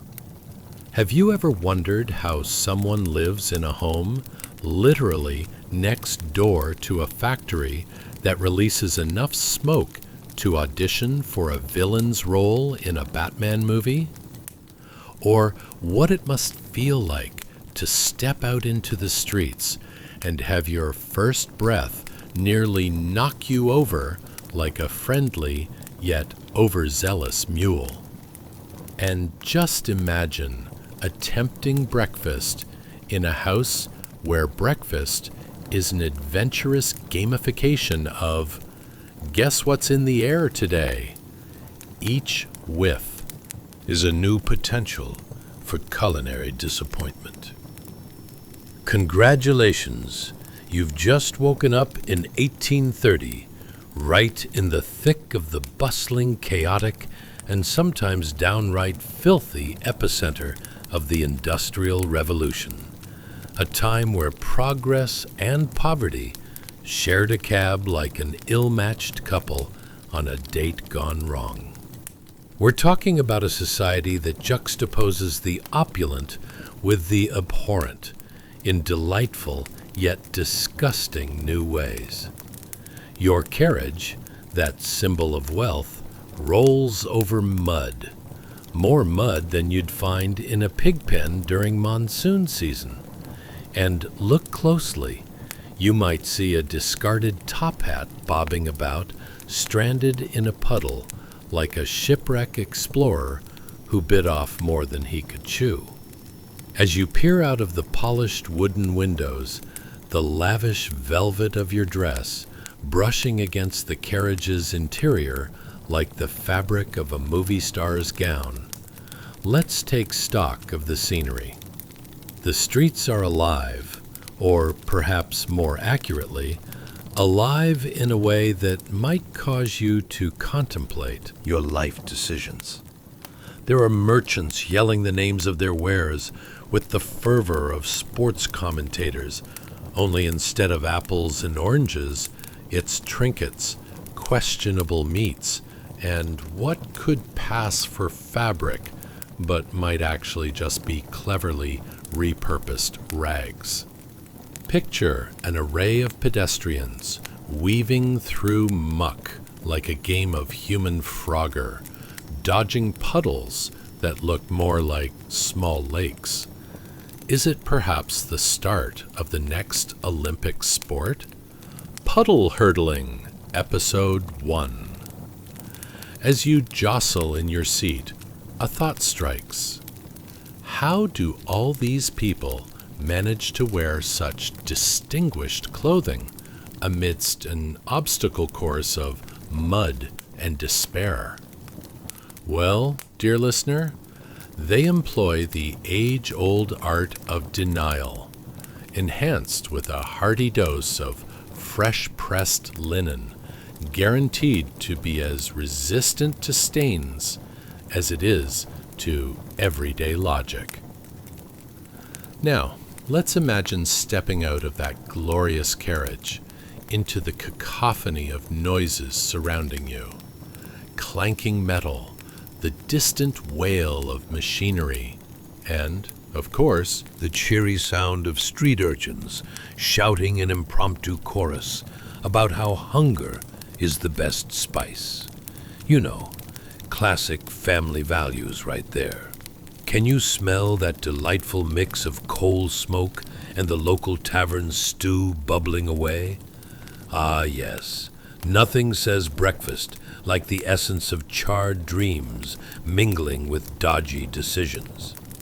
Suddenly, a child with anxiety-inducing tenacity approaches you, eyes wide as saucers, ready to sell you everything from useful information about next door's secret pie recipe to the latest gossip about Sir Stumble Through the Mud himself. A penny for your thoughts, 2 pennies for lunch, though I think I can manage with just some breadcrumbs, thank you. You can't help but smirk at the entrepreneurial spirit. Who needs a formal education when you've got the gift of the gab? What do you do next? Do you reach for your coins or yearn for the safety of that opulent carriage? A million thoughts swirl in your head as you venture further down the alley. You might just find your thoughts clouded by the soot and grime, awaiting the musings of how you got here. Perhaps a warm cup of tea would melt the chaos away. Then again, you remember you were never that lucky in London. Hang tight, though, for as you wander, don't let the gloom dull your spirit. After all, there's something somewhat poetic about being surrounded by hustle, bustle, and a distinct lack of proper sanitation. Raise a toast with your imaginary gin, as that's all you can afford, to humanity's splendidly chaotic nature, facing the onslaught of modernity with all the grace of a duck on roller skates. In this remarkable intersection of lavish lifestyles and gritty poverty, you witness a living mosaic of over-the-top hats, tattered garments, and spirited ambition. Yes, it's true. The Industrial Revolution may have found its own way of turning people into walking, talking contradictions, like bacon-wrapped tofu.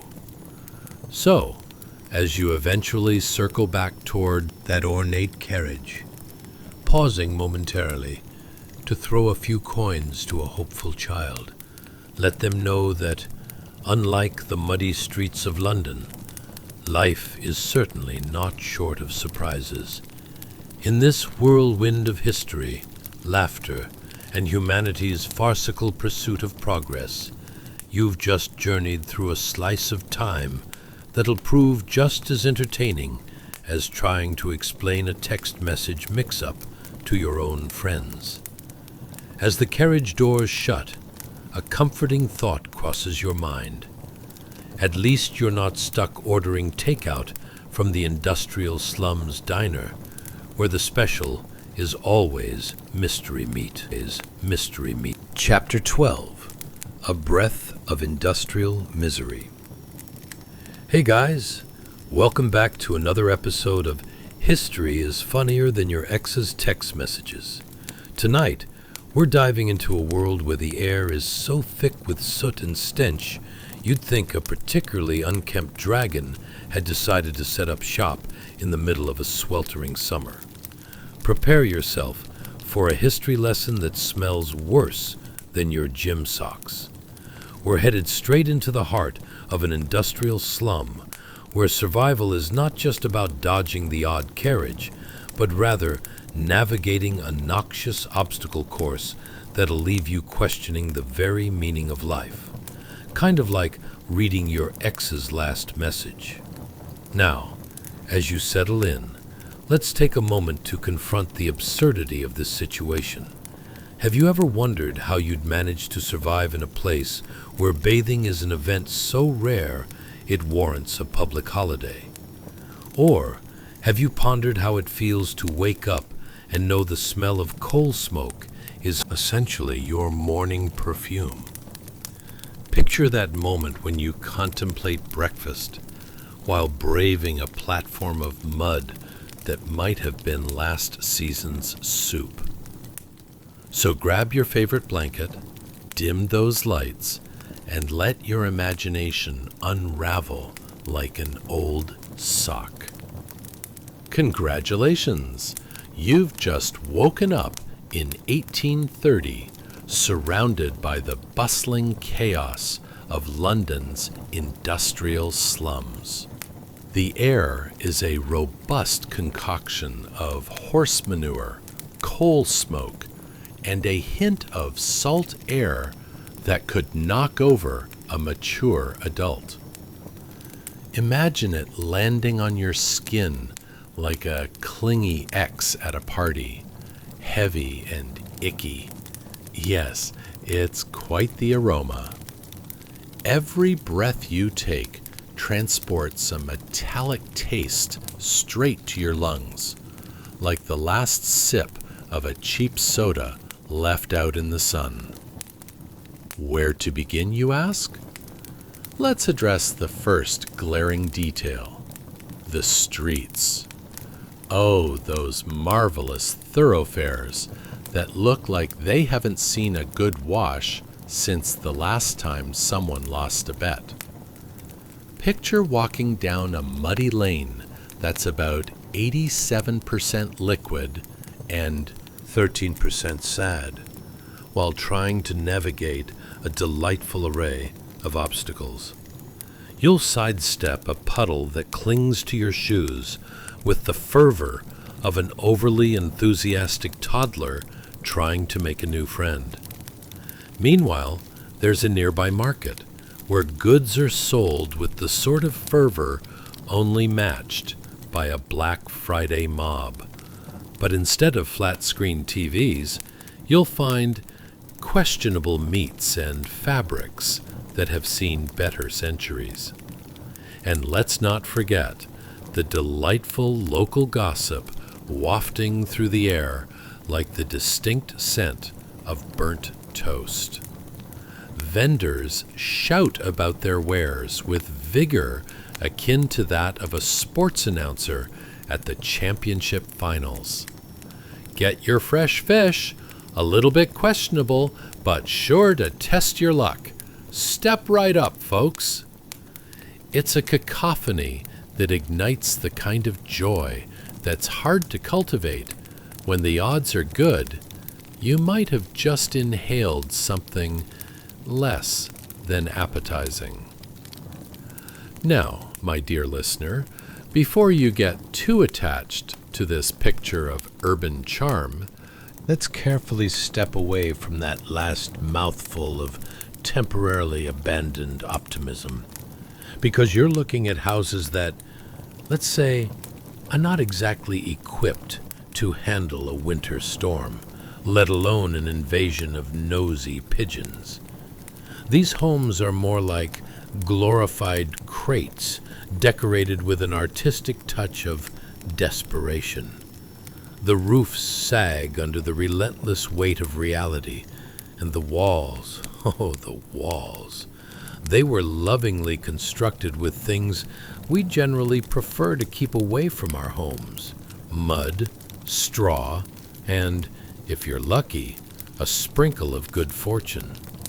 Trinkets from the past cling to these crumbling structures like bad memories that just won't let go. Perhaps you'll notice a window, if you can call it that. It's more like a hopeful suggestion of transparency covered with tattered rags. Sure, there's a bit of light coming through, but maybe that's just the sun trying to make an optimistic guest appearance amidst the slate-gray gloom. As you venture further, don't miss the children running through the streets like caffeinated squirrels on a sugar high. They navigate the muck like parkour pros, unless they're trying to peddle their goods further down the lane. Freshly baked bread, maybe? They gleam with the innocence of youth, while simultaneously embodying the entrepreneurial spirit that thrives amidst adversity. Ever tried selling questionable baked goods while dodging an angry goose?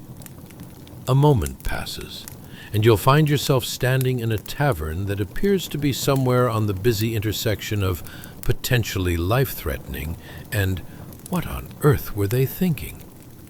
Imagine a place where they serve stew so thick it could stand up and ask you how your day was. Just don't ask about the secret ingredient, unless you're okay with the idea that secret could mean the last thing anyone could identify. And round about now, as you sip your suspicious broth, a thought occurs. Could anyone, in good conscience, believe any of this was a good idea? As you ponder this monumental question and the ethics of mystery meat, the joy of life mingles with the absurdity that every day is a new opportunity to be slightly confused, much like trying to find parking in a modern city. So take a deep breath, if you dare. Each inhale is a lullaby of industrial ambition, grounded in the reality that progress isn't always glamorous. And perhaps, just perhaps, you'll start to appreciate that life, even in its muddy, smoky form, is a vast, historical tapestry woven with laughs, shades of despair, and just enough intrigue to make you grateful you're not family members with those street vendors. And as you retreat back into your memory of horse-drawn dramas and muddy escapades, let the thought linger. Somewhere out there, among the cobblestones and smoke-filled dreams, lies the heart of human resilience. It might not smell so sweet, but it definitely has the best stories to tell. So, here's to an era where survival means dodging a puddle and making ambiguous choices about your next meal.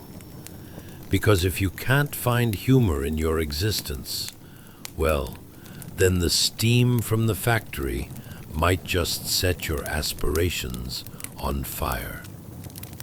Chapter 13. A Port of Regret and Tall Tales. Hey guys, welcome back to another episode of History is Funnier Than Your Ex's Text Messages. Tonight, we're sailing into a history lesson grander than your last vacation fantasy. A deep dive into 1830s London, where the Industrial Revolution had just begun to churn out the kind of chaos we can only dream of piecing together with a dash of humor. Imagine standing in the heart of a massive port city as the heavens above weep greater than a toddler whose toy was unfairly taken. Spoiler, it's not rain, but a delightful drizzle of soot and mystery, and your skin is about to get an unprecedented facial treatment courtesy of the local air quality.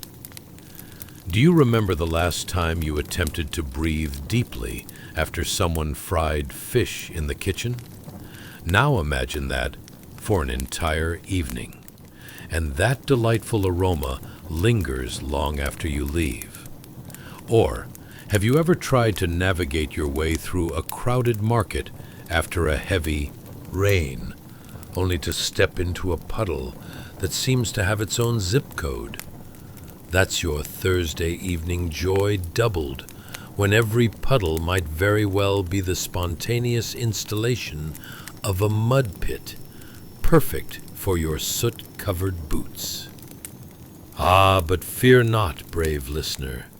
Tonight, you'll learn about the life of the good people of London, who exist in a world where surviving a single night means dodging not just horse-drawn carriages, but also debating if that splatter on your jacket was rain or something else entirely.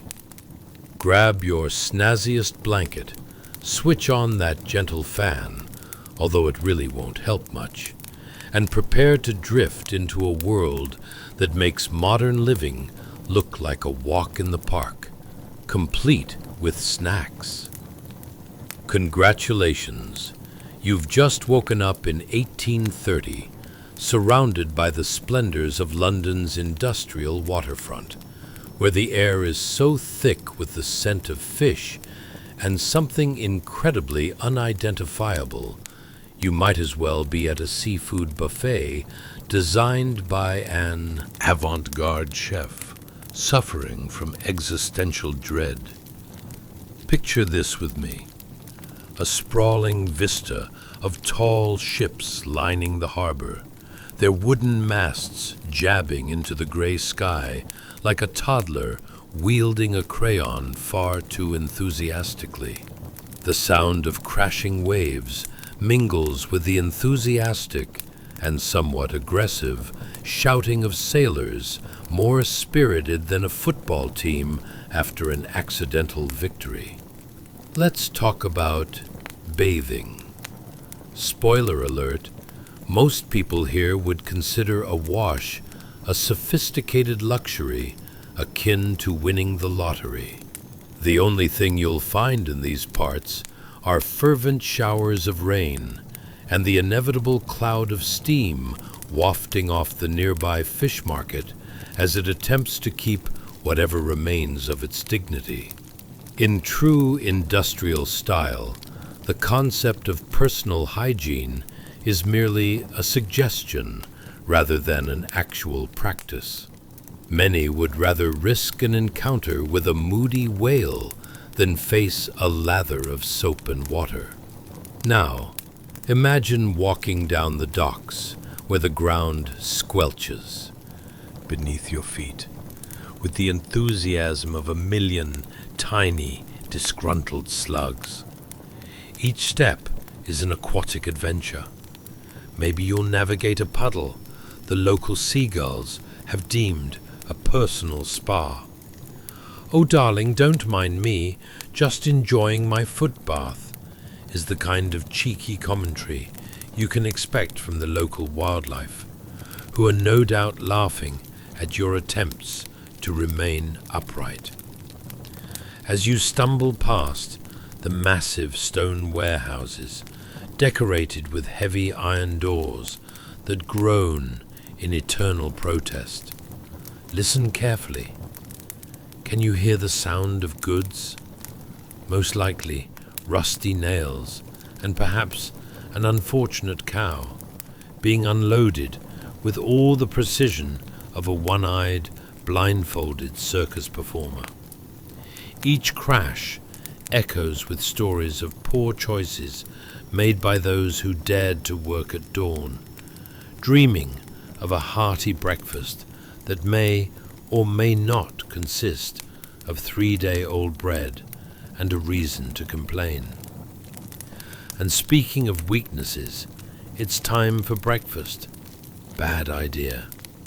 Unless you think cold porridge cooked with a splash of yesterday's fish guts sounds appealing, you might find that your morning sustenance is less breakfast and more a sad reminder of one's life choices. Ever attempted to sweeten your day by sipping something not entirely unpleasant? Think about it.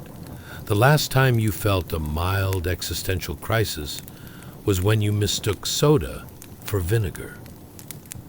It's all harrowing, really, but don't fret just yet. As you make your way to the bustling market nearby, where everyone thinks they are running a high-stakes game of who can sell the most questionable meat without actually causing a riot, you get a taste of the local flair. Vendors shout about their wares with the unbridled enthusiasm of caffeinated squirrels. Step right up, folks. Get your deliciously questionable fish. Not guaranteed to actually be fish, but hey, does anyone know the difference? The banter dances through the air like confetti at a less than exciting parade, while you ponder how on earth one can be both charmed and horrified at the same time. As you munch on some precarious meat, facts optional, you'll spot children zipping through the crowd like tiny maniacs on sugar highs, somehow managing to sell baked goods that inspire as much trust as a cat carrying a kettle. Is it bread or is it a rock? Why not find out, they say, their gleeful faces igniting sentiments of nostalgia for your childhood entrepreneurial dreams that never materialized past selling lemonade. So, as the chaos ebbs and flows like the tide, embrace the absurdity that this was not only surviving, but living. Remember, dear listener, that resilience is often forged in such unexpected neighborhoods as this, where humor blooms amidst the muck and ambition frolics through the thick iron air.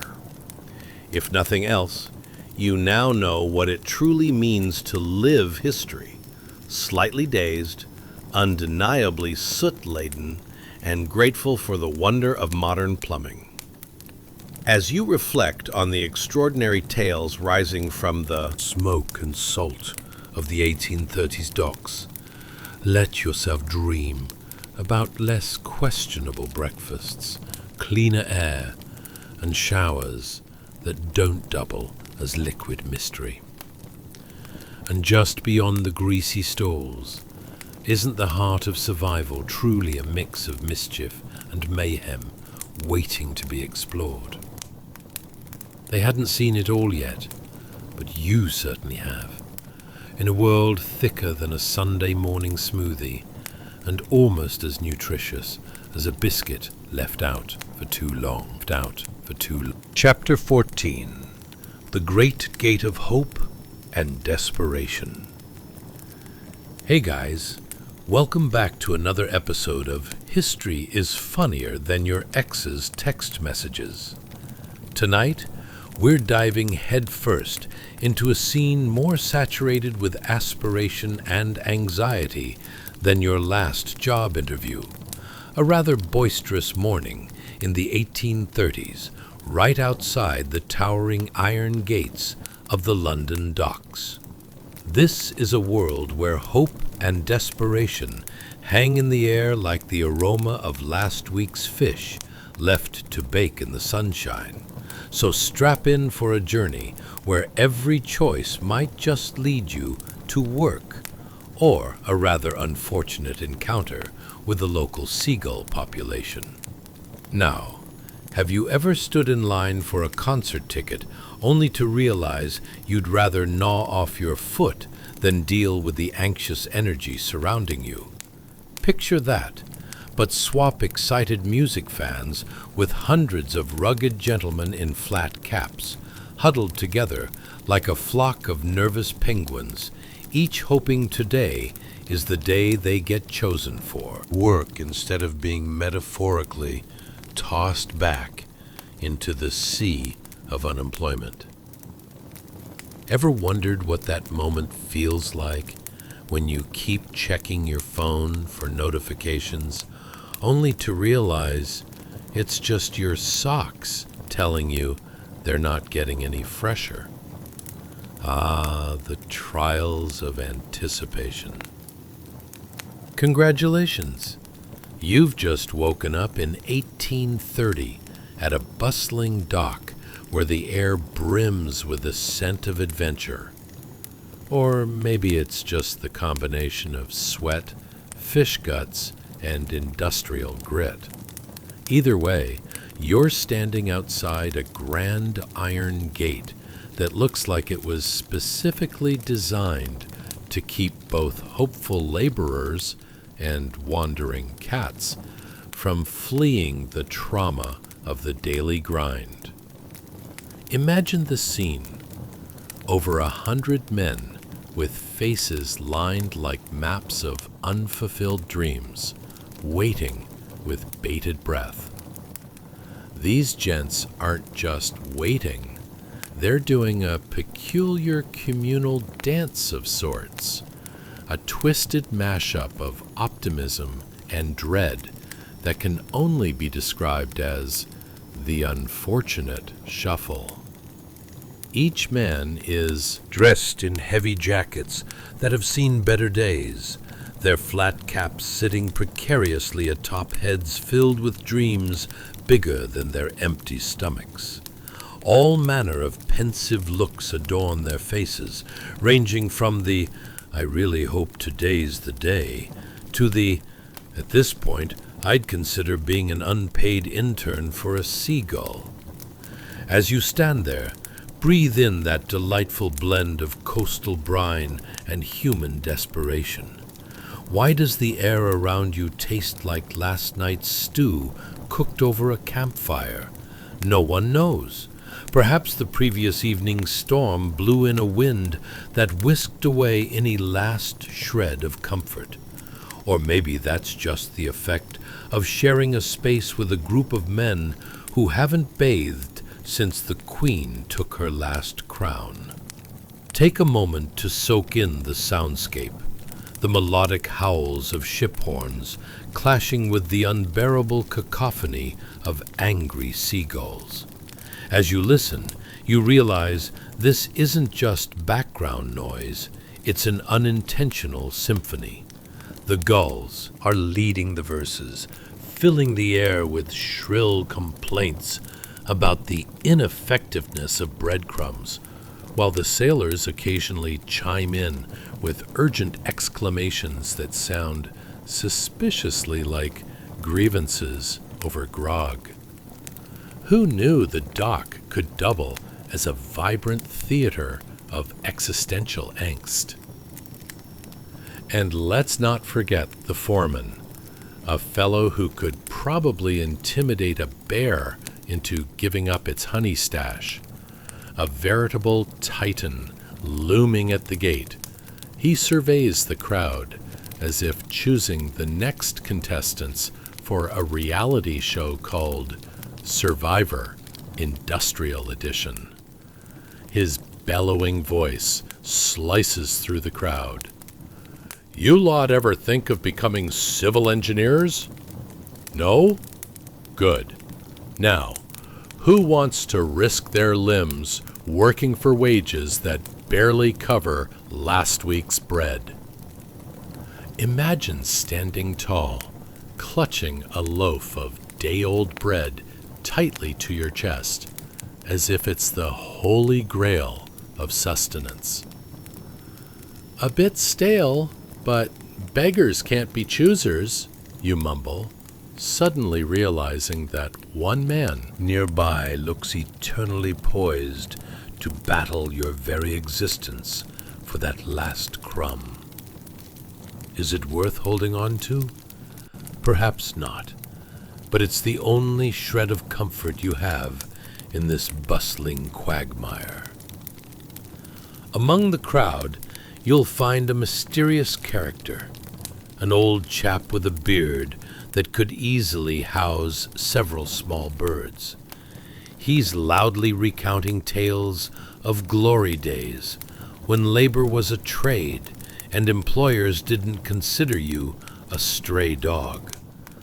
Ah, back then, I could earn a penny for every shilling, and breakfast didn't consist of regrets, he bellows, earning nods from weary comrades who have given up on the concept of proper morning sustenance.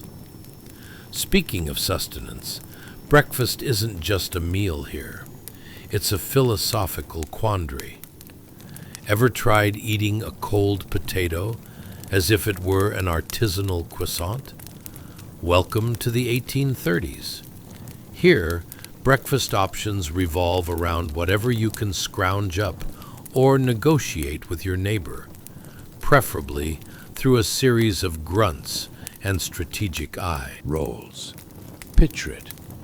A small group of men surrounding a meager saucepan, debating the merits of yesterday's porridge while simultaneously dodging a particularly aggressive rat with more ambition than half the crowd.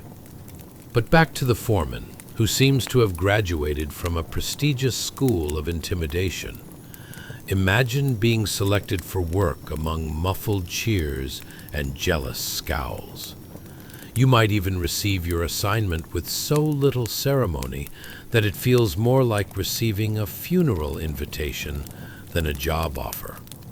Picture the men shuffling forward eagerly, wearing expressions that oscillate between desperation and the joyful anticipation usually reserved for a child awaiting Christmas morning. Except, instead of shiny toys, they just seek a hunk of bread and, ideally, a reason to leave the docks with their limbs intact. So, as you stand poised at the iron gates of opportunity, remember, this is not merely surviving. It is living the daily drama of industrious desperation, a compelling mix that could be sliced straight from the pages of a play by the bard himself, minus the eloquence. Isn't it delightful to think that history is so layered, yet absurdly relatable? And as we explore the lives of these hopeful souls, equally filled with dreams and a daily longing for mere sustenance, let yourself float adrift on the waves of the past, momentarily silencing your present woes. After all, sometimes the best view is one steeped in a bit of chaos. Sleep tight. Tomorrow's breakfast may be a treat, if someone can just wrestle it away from that cheeky rat. Chapter 15. The Gathering of Broken Noses and Cheesed-Off Seagulls. Hey guys, welcome back to another episode of History is Funnier Than Your Ex's Text Messages. Tonight, we're diving into a scene that could make even your worst online shopping experience seem like a walk through a sun-dappled park. Strap on your mental life jackets, because we're heading into the depths of the 1830s, specifically right in the midst of the Industrial Revolution, where the smell of hope mingles with something resembling week-old fish guts. Ever wondered what it feels like to stand in a line where the stakes are so high that your heart races faster than a hamster trying to escape a cat? Oh yes, hope is a fickle mistress, and our protagonists today are clinging to it like a child clutching their last candy before a dentist appointment. So, if you've ever thought about what it's like to stake your breakfast on a handshake or your dignity on an ill-timed sneeze, you're in for a treat. But first, hit that like button, or maybe subscribe if you've enjoyed lurking here like a non-committal ghost. Now that that's settled, dim those lights, crank your favorite little fan to get that perfect breeze going, and let's transport you through the thick layers of history. Picture this. You've just woken up in 1830, the height of the industrial frenzy. The air is as thick as your great-aunt Margaret's stew and smells suspiciously similar. You find yourself standing in a crowd that resembles a particularly anxious flock of seagulls, minus the grace, of course. Among them is a tall man with a broken nose, looking like he just lost a boxing match to a particularly feisty cabbage. Right next to him, an older sailor with more fingers missing than still intact stares fixedly at the gates ahead, as if they're the entrance to a jackpot of riches, or at least a decent loaf of bread. Isn't it funny how even in desperate times, human spirit flutters around like those tight pants you once wore to an awkward high school dance? What thoughts whirl in their minds? Will I eat well today? Or will I clasp my stomach with a twinge of regret like it's my mean uncle at a family dinner? Let's address the seriousness of it all. The worker's plight resembles a bizarre game show blooper reel, where contestants shout things like, "I'll take a piece of bread for 2 bits, Bob." Meanwhile, an annoyed seagull caws overhead, obviously contemplating whether the gathered men would make for better dinner guests than a sad, soggy chip. You can practically hear the fowl's internal monologue. "Oh, look, another sad human hoping against hope for change. How adorable." As you stand there, the cacophony of shouts, warnings, and the occasional hiss of disgruntled seagulls surrounds you like a bizarre performance art piece titled Desperation at the Docks. Have you ever tried to make sense of a puzzling IKEA instruction manual while 17 seagulls squawk at you? This is on that level. Half the crowd murmurs hopeful prayers while the foreman, an incredibly intimidating figure with arms that could launch a barrel, culls through faces like a butcher examining livestock, searching for his next laborers. And here's where it gets interesting. Right next to you, the tall man nudges the old sailor, causing him to adjust his patched-up wool sweater against the faint smell of something unidentifiable. "You know," he whispers conspiratorially, "if I'd gotten my hands on a decent pair of gloves instead of these ratty mitts, perhaps I'd grab a job and not just my last slice of stale bread." "And what will you do with the job? Buy yourself proper pants?" the sailor retorts, a smirk dancing on his weather-beaten face. "You'd lose them before you hit the bakery, my friend. Might as well invest in some fashionable breadcrumbs to wear instead." As the crowd shares these delightful repartees, a gleaming optimism emerges between the slums and labor hours, an infectious sort of camaraderie that, surprisingly, feels delightful. Allow yourself to imagine this oddball community gripped by the deep-rooted hope of survival and the shared joy of laughter. It's like watching a group of uncoordinated friends trying to make a dance video, awkward but oddly comforting. But let's not gloss over the backdrop of this disheveled opera. Picture the soot-stained buildings looming ominously nearby, tall and grim, like they're judging your entire existence. You hear the creaking of their bones in the wind, akin to a disgruntled old man reminding you that nothing good ever came easy. Oh, and what's that delightful aroma wafting through the air? It's a mix of salt, sweat, and the unmistakably uninviting odor of something fried. Ever had an overcooked fish that tasted as hopeful as this day's labor prospects? If the culinary arts were a contest, the victors would all be long gone, leaving behind only the burnt husks and regrets of meals past, like bad relationships.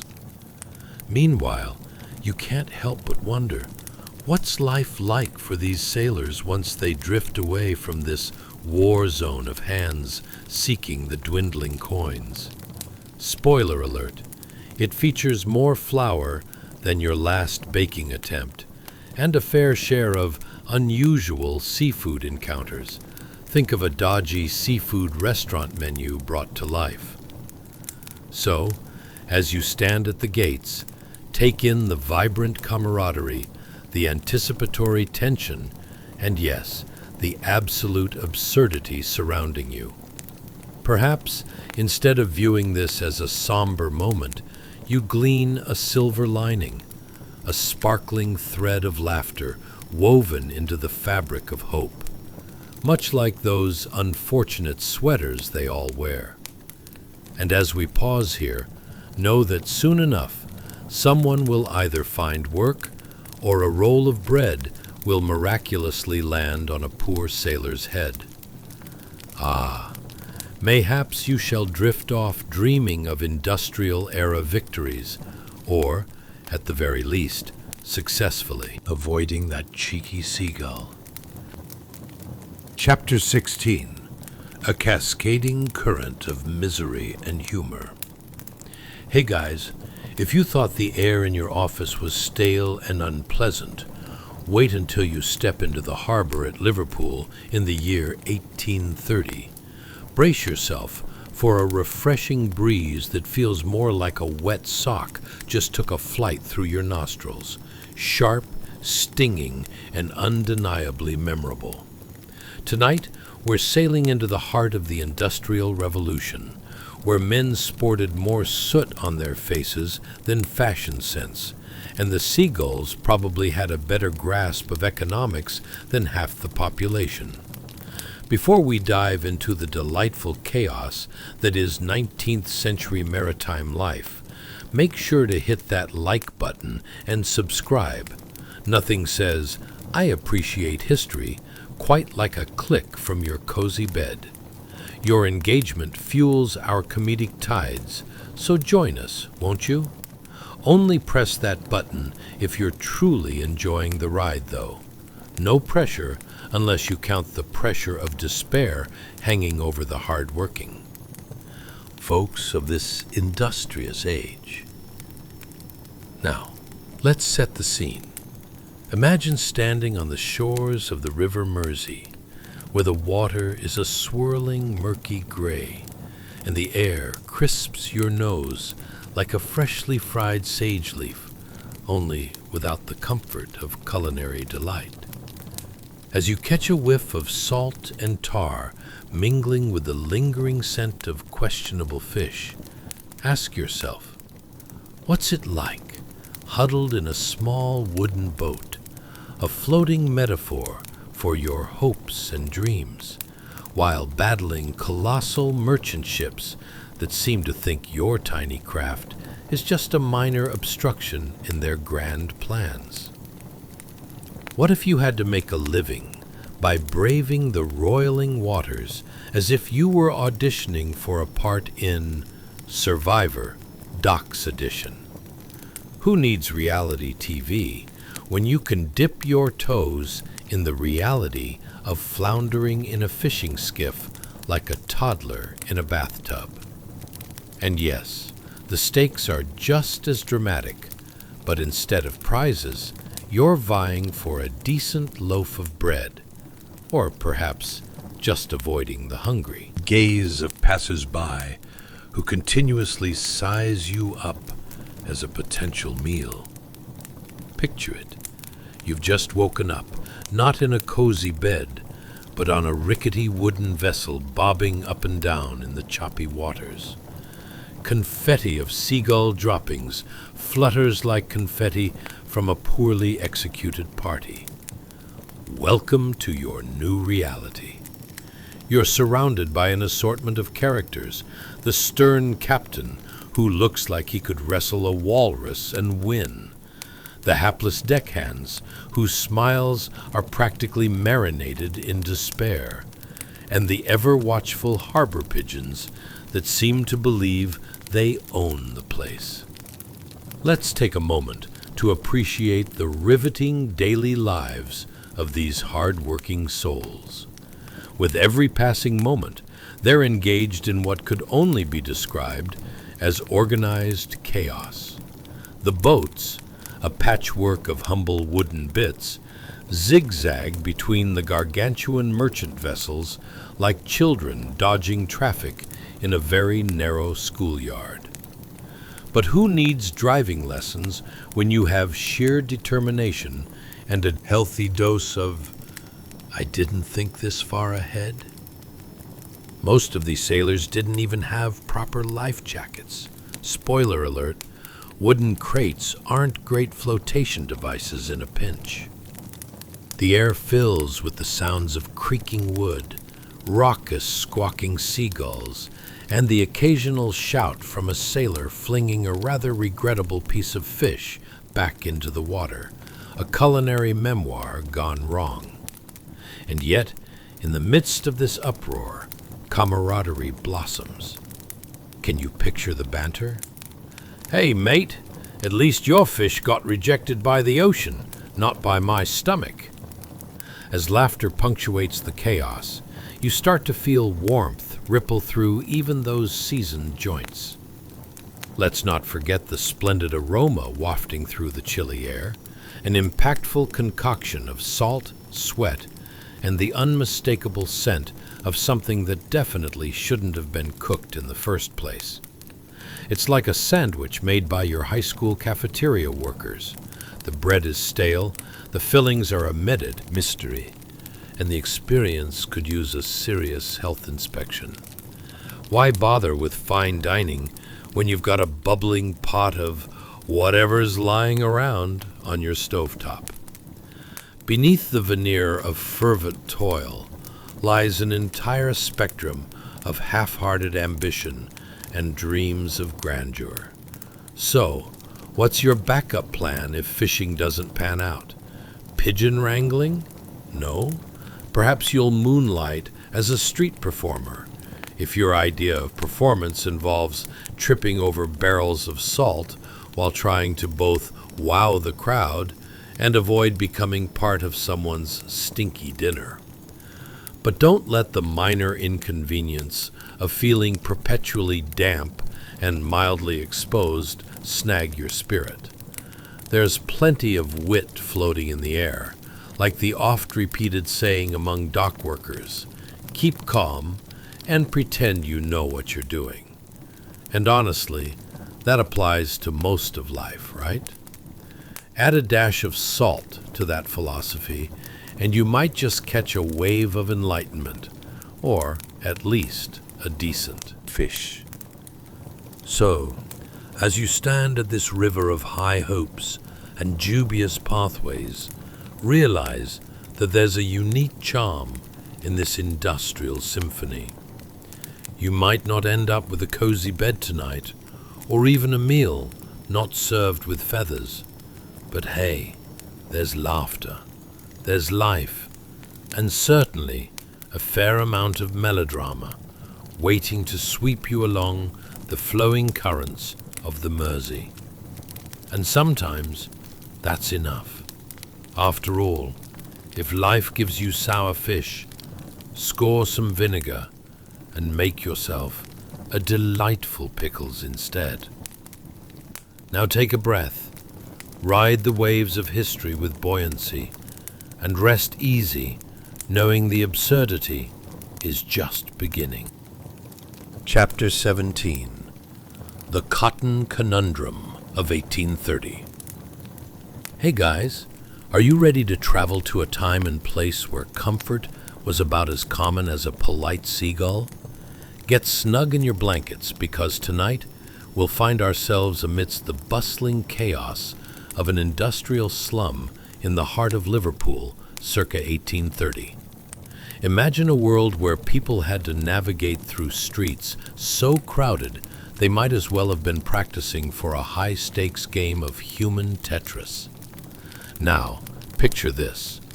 Heavy bales of white cotton and large wooden crates towering above you like some kind of bizarre cotton castle. The scent that hits your nose? It's a blend of wet rope and raw cotton, a smell that might make you wonder if someone forgot to wash the laundry with that trendy fabric softener. Spoiler alert, they definitely did. Before we dive into the joy of cotton logistics, make sure to hit that like button and subscribe, because nothing says, "I love learning about history," quite like a good old click while curled up in your favorite pajamas. But only do it if you're genuinely enjoying this cozy adventure. No pressure. We wouldn't want you to break a sweat, not in this unflattering portrait of industrial life. Now, take a moment to ponder. How would you handle a day packed so tightly with people that getting personal space would require a strategic game plan? Could you picture yourself shouting, "Excuse me," at a cart loaded higher than your hopes, only to be ignored while you reconsider your entire life choices right there in a crowded slum? Or imagine finding a quiet corner to catch your breath, but instead you end up face to face with a pigeon that looks like it has seen some things, and suddenly it's judging you harder than your last Tinder date. Congratulations, you've just woken up in 1830, smack dab in the middle of one of the world's bustling industrial hubs. You roll out of a lumpy straw mattress that never really learned the concept of comfort and look around at your comrades. Men scrubbing their faces with the kind of grit residents of upscale neighborhoods would pay to avoid, while women wield cotton with the dexterity of seasoned jugglers. Yes, welcome to your new morning ritual. Wake up, panic, and step outside into a scene that looks like it was painted by someone with a flair for the grotesque, all in sepia tones. Let's take a stroll through the wharves. The stone surfaces are slick and uneven, much like your attempts at being organized in life. With crates marked from exotic lands, America, the Caribbean, it feels like you've wandered onto a rather ill-conceived episode of Where in the World is Carmen Sandiego? The atmosphere is so heavy with the smell of dampness that you half expect someone to offer you a scented candle called Rainy Days and Despair. The sound of creaking wood resonates like an orchestra warming up for a chaotic performance. The rattle of carts, the grunts of dock workers, and the squawking of gulls refusing to mind their own business. The gulls, of course, probably had a better understanding of cargo logistics than half of the people scuttling around like ants on a sugar trail. But let's be real. Any self-respecting historian knows that the bigger the load, the more chaotic the scene, especially when the rules aren't quite clear. Think about it. When was the last time your Uber Eats order arrived without a bit of dramatic flair? Here, at least, no one is abandoning the delivery because they couldn't find a parking spot. And while you're journeying through this bustling chaos, your nose captures the essence of industrial optimism, which, I assure you, smells a lot like burnt toast and a hint of faint desperation. Yes, behind the piles of meticulously marked crates, folks are toiling away with less enthusiasm than a child forced to eat spinach. Worry not, though. Every so often, a passerby cheerfully exclaims, "At least we're not in the coal mines." True, but when you're balanced precariously on a crate while dodging hay bales as if in some terrible obstacle course, it does make you rethink your life choices and your breakfast options. Speaking of breakfast, a question ripples through the dockside gossip. What would they serve? Perhaps the most questionable gruel in town, watered-down oatmeal meant to inspire a dream of culinary excellence, but instead you're left yearning for a scone that'll never arrive. Remember, when you've got a dinner option that's less gourmet and more grotesque, good luck avoiding that gap-toothed friend who's never shy about sharing her thoughts on the matter. And don't get me started on the ambitious conversations that float through the air like a gentle breeze, or rather a gust of cotton-scented chaos. Did you hear Bob went bankrupt trying to sell honeydew to the gentry? Oh yes, because it makes perfect sense to invest in fruit that's about as useful as a boat with holes. So here we are, living in a world where your dreams might be as heavy as the textiles lugged around by weary workers. But don't despair. Even in the darkness, there's laughter floating through the grime. As you trudge through the chilly day, remember, living in the industrial slum may not depict a hallmark of success, but isn't it a shareable meme just waiting to happen? And with that, dear friend, you now find yourself amidst the cotton conundrum of 1830s Liverpool. As the sun dips below the horizon and your body clings to the thought of a warm, dry bed, knowing this ridiculous journey unveils stories worth sharing, even if they are steeped in a peculiar kind of absurdity. Chapter 18. The Tall Tale of Treading the Deck. Hey guys, tonight we're diving deep into something eerier than your Uncle Bob's fishing stories. The chaotic life aboard a merchant ship in 1830. Picture this. You're standing at the foot of a towering wooden ladder, unsure if you're about to conquer your personal Everest or just become a floating metaphor for bad decisions. Spoiler alert, it's probably the latter. Before we embark on this nautical nonsense, if you're enjoying this exploration through history's hilariously rocky waves, don't forget to click that like button and subscribe. I mean, why not celebrate mildly interesting history with about the same enthusiasm as stepping on a Lego? But only if you genuinely appreciate it. A worry-free commitment, like a promise to eat just one potato chip.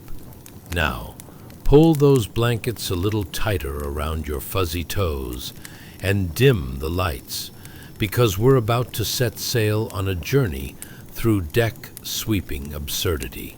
But first, let me conjure up a few delightful images in your mind.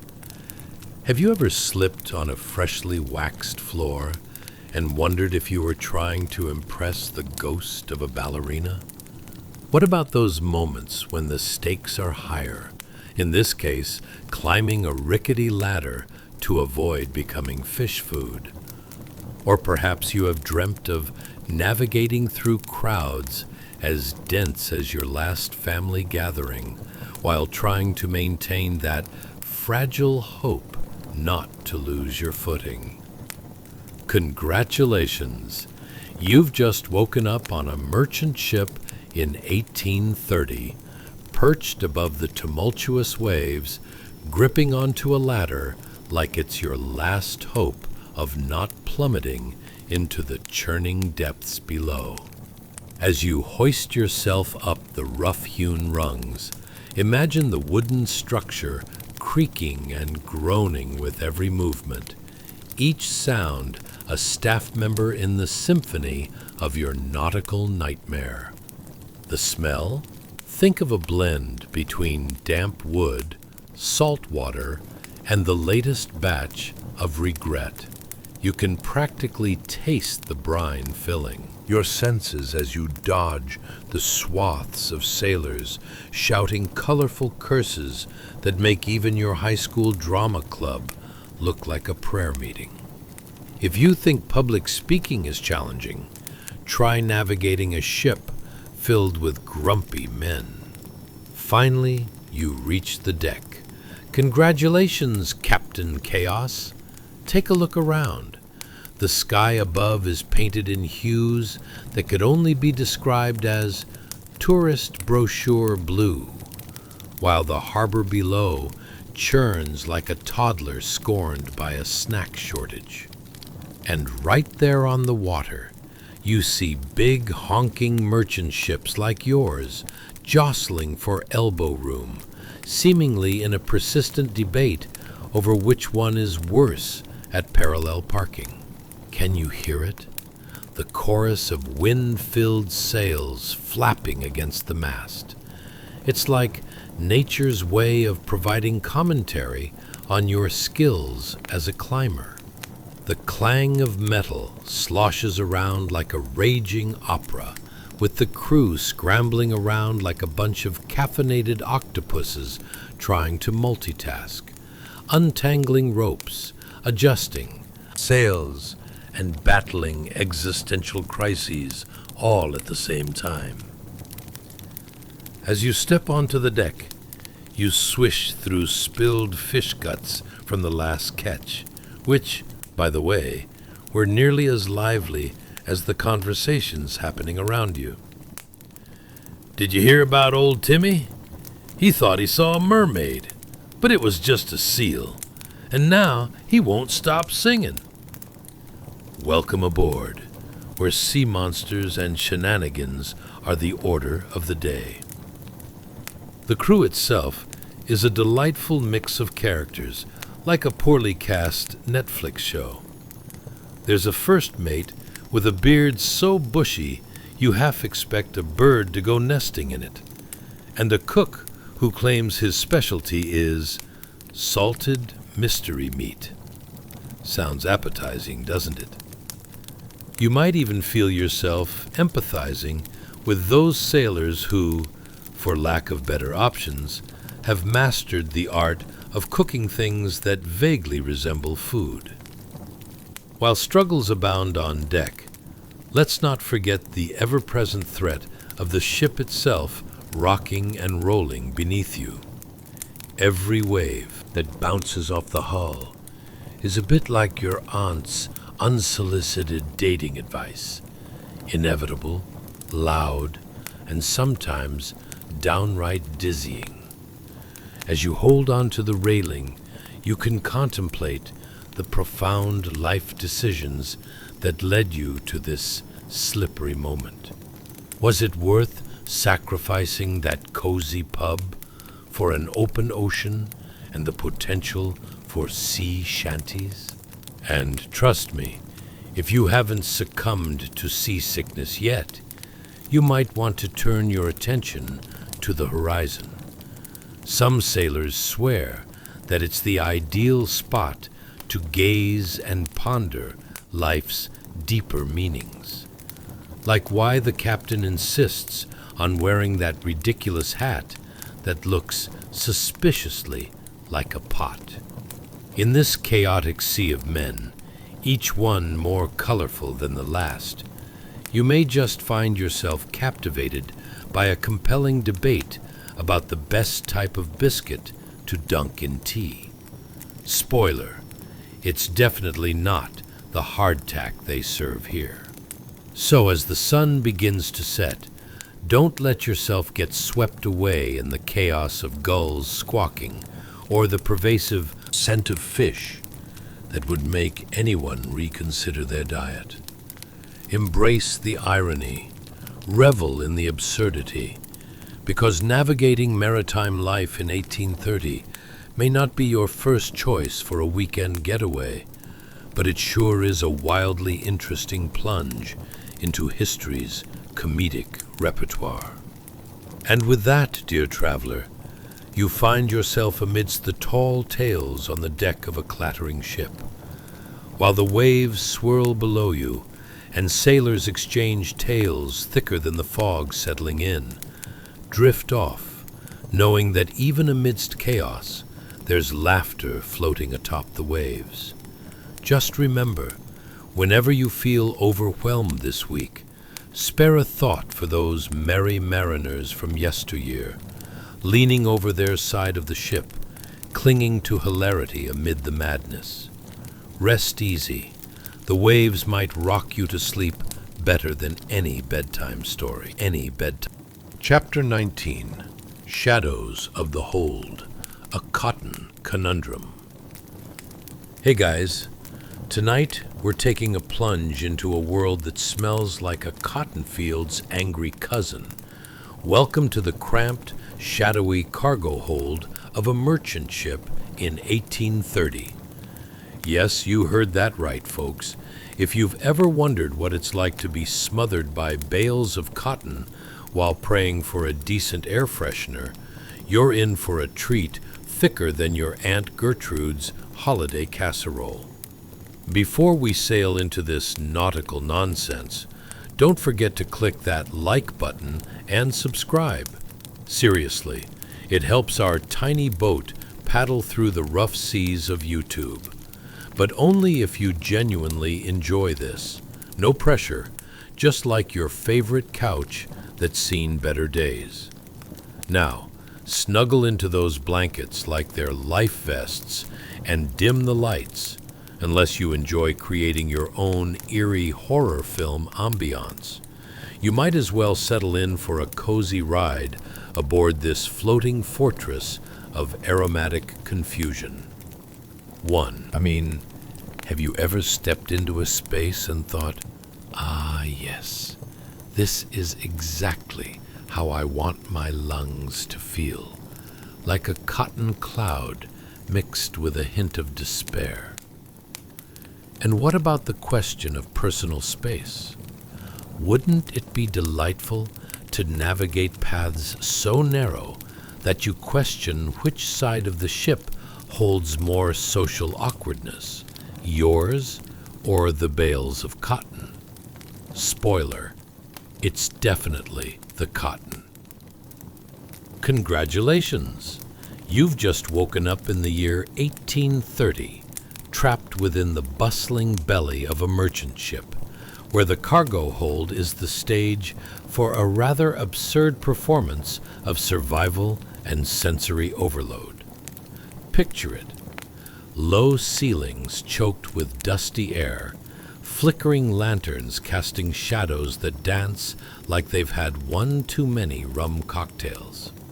A cozy concert of creaks and groans from the ship's wooden frame is your ever-present soundtrack, underscoring every awkward shuffle and questionable decision made in this cramped boudoir of cotton and confinement.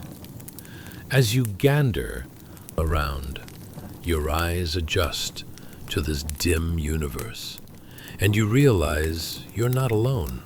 No, you've got neighbors. Dust bunnies the size of small mammals float lazily past, and amidst the towering bales of cotton that reach sky high, there's a delightful assortment of sailors trying to navigate through narrow paths like they're attempting a particularly challenging game of human Tetris. Let's be real. Stepping over a bale of cotton while trying not to topple like a domino is a true test of athleticism, or, at the very least, coordination. It's like trying to sneak past a family member at a buffet without being spotted, except the stakes are higher and the fishy scent from earlier still lingers in the air. What are these sailors doing in this lofty cotton castle, you wonder? Are they plotting a grand escape? Discussing the latest gossip about the captain who insists on wearing a hat resembling an oversized teapot? Good questions. Perhaps they're merely trying to figure out how to get their daily ration of hardtack. If you think that sounds like some sort of medieval torture device, you'd be right. It's an unchewable, tasteless brick that could be both breakfast and a high-stakes weapon in a food fight. And oh, the scents! It's a blend of cotton, sweat, and the faint, acrid remnants of sour rum. You think you're prepared for the delight of this sensory overload, but it hits you like a damp sock in the face. Is the hold a floating treasure trove of adventure, or is it simply punishment for overeating at the last voyage's meal? Spoiler alert, it's both. Let's take a moment to picture your average day in this cotton-clad tomb. The first order of business would probably involve maneuvering through the heavy bales like a contestant on a very low-budget obstacle course. You're dodging sewing needles, discarded rum bottles, and every sailor's attempt to retain their dignity as they stumble through what might as well be a textile jungle. Keep your foot on a cotton bale and the other on the ship, the captain would announce, resembling a motivational speaker who's had one too many cups of that questionable morning coffee. You squint into the shadows as the sounds of distant laughter intermingle with the creaking ship's movements. Where's the best spot to hide from the inevitable overflow of unfortunate smells? Is there a comfy cotton corner designed specifically for moments of existential dread? As you ponder these pressing questions, you may also seriously contemplate the absurdity of working hours in this vast, bumpy dungeon.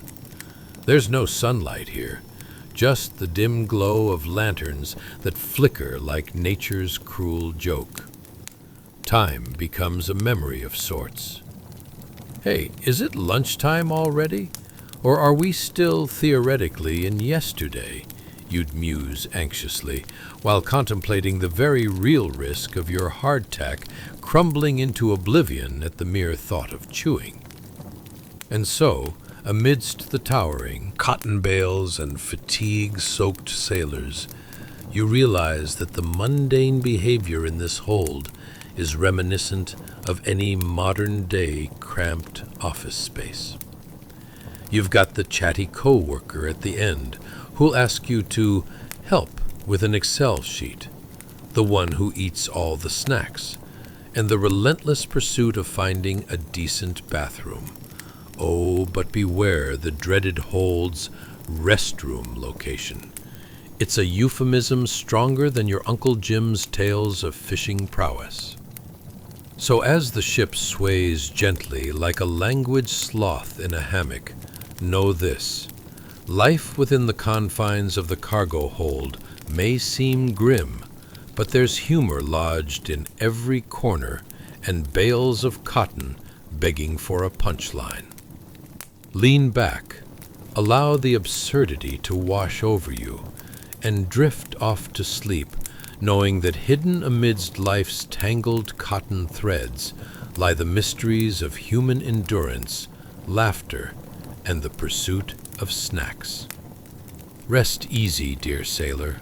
May your dreams be as buoyant as the swell of the sea around you, and may your laughter echo like the jolly shouts of sailors disputing the merits of hardtack against life's great unknowns.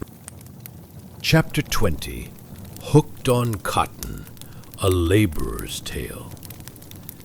Hey guys, tonight we're diving into something heavier than your high school gym teacher's expectations.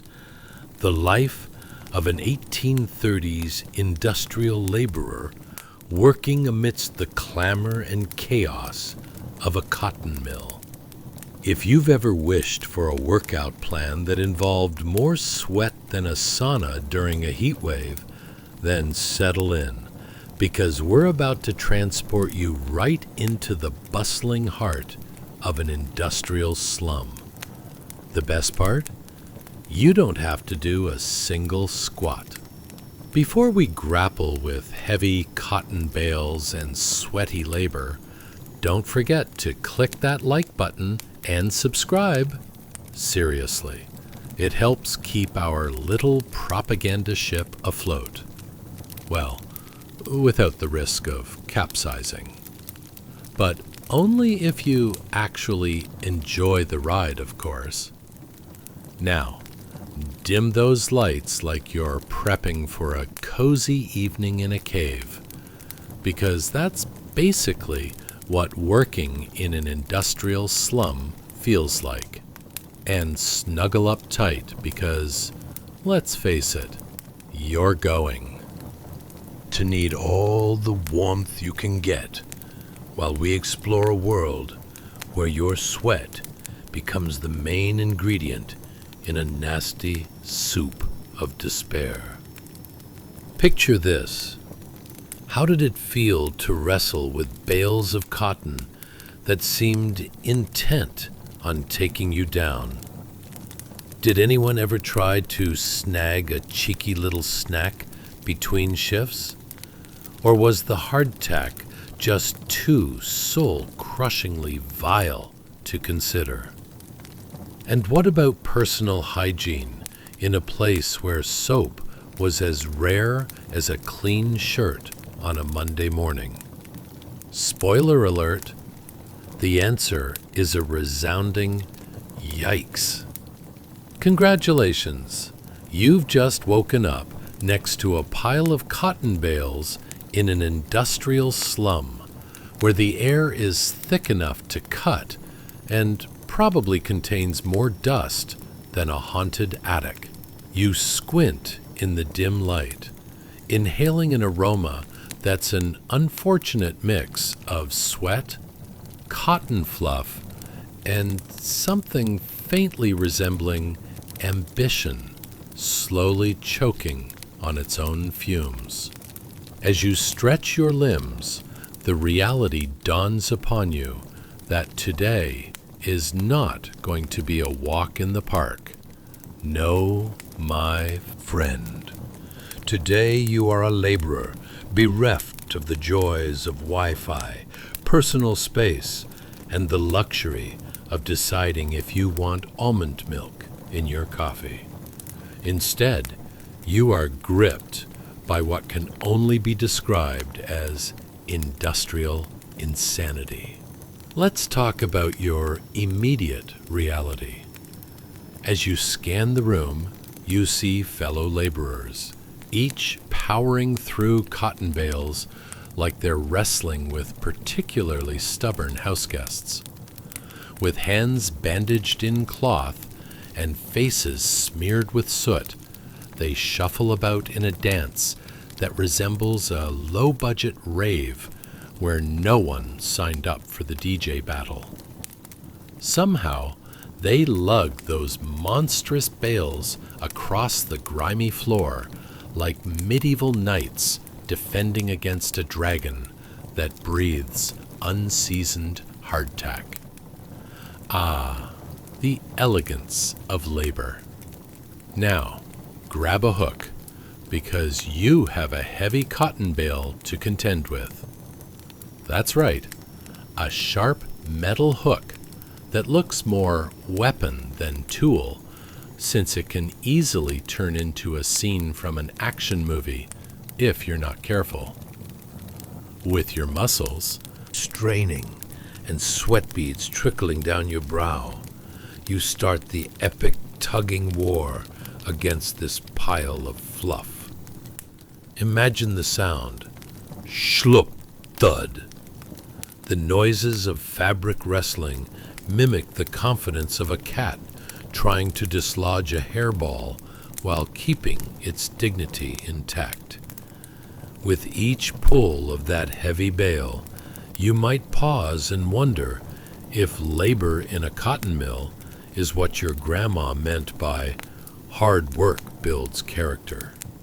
Well, spoiler alert, character is genuinely built when the fabric feels like it's trying to eat your limbs.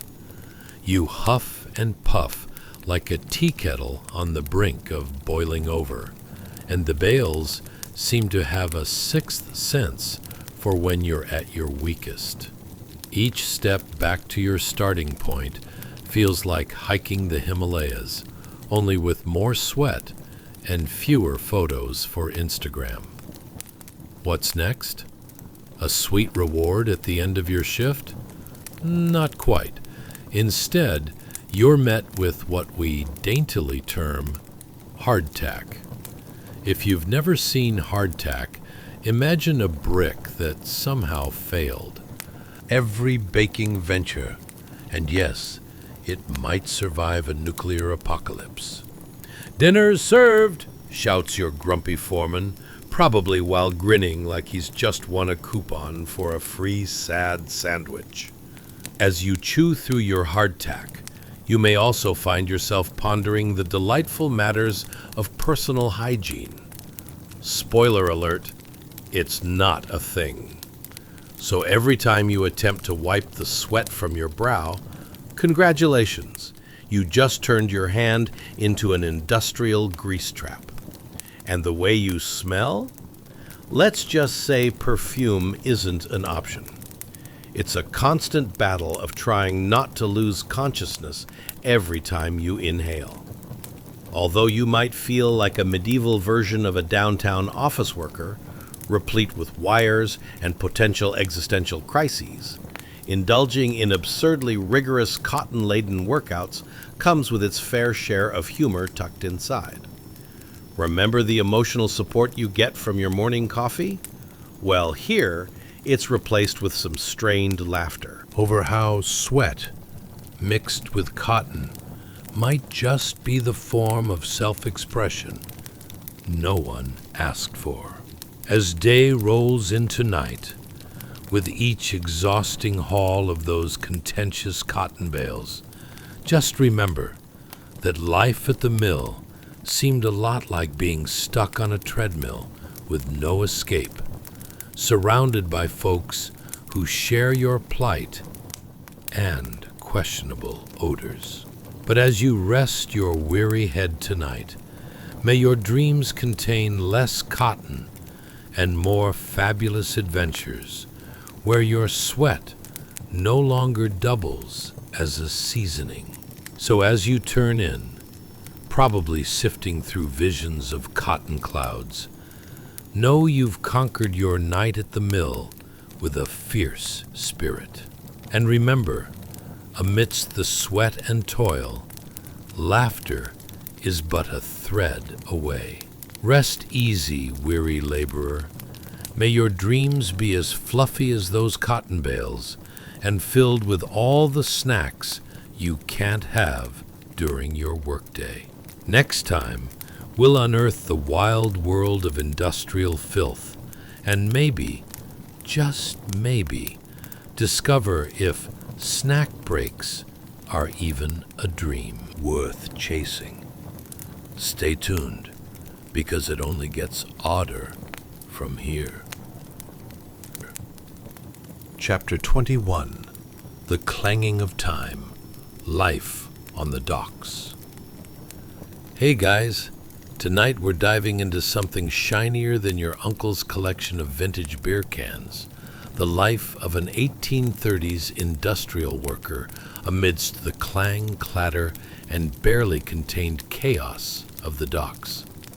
If you've ever wondered what it would be like to juggle more responsibilities than a circus clown on a unicycle, while simultaneously battling the olfactory offense of 100 fish markets, then get cozy. Spoiler, also no Wi-Fi. But before we cast you off into this sea of steel and sweat, don't forget to like and subscribe. It's not just for goodwill, but to keep our little history vessel afloat, sailing conveniently far from the realms of sheer boredom. But only if you enjoy the trip, of course. Now, dim those lights like you're sneakily hiding a midnight snack stash, because tonight we'll transport you back to a time when the term self-care meant not getting run over by a cart on your way home. Let's grab your imagination, and before we plunge into this watery adventure, ponder this. If you were an industrial worker, would you risk smelling like fish or like the remnants of last month's lunch? How many times could you dodge a heavy crane without getting squished? Do you think you'd become a master of balance? Or would you end up taking an unplanned swim in the icy harbor? Congratulations! You've just woken up in 1830, right on the bustling docks of a city crazily revving up for the Industrial Revolution. The air is filled with the sharp, briny aroma of the sea, alarmingly mixed with the other, less pleasant scents that come from an industrial slum. A heavy iron bell rings out from the tall spire of a nearby church, deep and resonant, signifying the hours slipping by for the hundreds of workers like you who are preparing for another grueling day. It's as if every clang and chime is a personal taunt. You still haven't found your sardine sandwich, have you? As you rise and shake off the lingering fog of dreams and possibly nightmares, your senses are overwhelmed. You hear the distant shouting of dockhands and the deafening noises of cranes as they complain through laborious groans. The feeling of sweat clinging to your back is only outdone by the faint vibrations of your stomach, mourning the absence of breakfast as it gurgles ominously. Let's talk about the workday ahead. You're not just punching a clock. You're putting in hours that would make a modern-day employee consider unionization, though union back then usually meant gathering your friends to lament over a mass of rotting fish. Each corner of the dock is alive with activity, and by alive, I mean it's teeming with more haggard souls than you'd find at a sleep-deprived book club. As you stand amidst all this, look around. Fellow laborers drag heavy carts loaded with freight and lumber that seem to have heavier backstories than any family drama you've ever encountered. It's like being in a reality show where everyone competes for the Most Dramatic Transport Award, except there are no camera angles, and the only prize is not losing a finger to a rogue crate. And speaking of fingers, you sidle over to a pile of crates that feels unyielding, yet somehow surprisingly familiar, like a gym that only offers personal training in agony. With a grunt that resembles a walrus on a diet, you hoist a crate to your chest, battling its obstinacy. You might pause to ponder how anyone thinks bulk means more than just strange food choices and workout routines. At that moment, the crate defines bulk, especially as it starts to crush your hopes and possibly your spirit. As you bend to place it on the cart, whoosh! A seagull makes a dive for your lunch sack, an innovative masterpiece of stale bread and whatever that mystery meat is, swiftly buffeted by the wind. In your effort to shoo the feathered marauder, you almost tumble into the harbor, an incident that might just earn you the title of drench of the day. Wouldn't it be great if they handed out awards for that? Congratulations, you get to be soggy while others watch. Enjoy the splinters. Suddenly, the bell tolls again, an echoing reminder that time waits for no one, not even for a fishy sandwich pilferer. As the morning drags on, your muscles start to ache in ways that would put an Olympic weightlifters to shame. And don't even get me started on lunch breaks. The local leaflet of the time offers practical advice.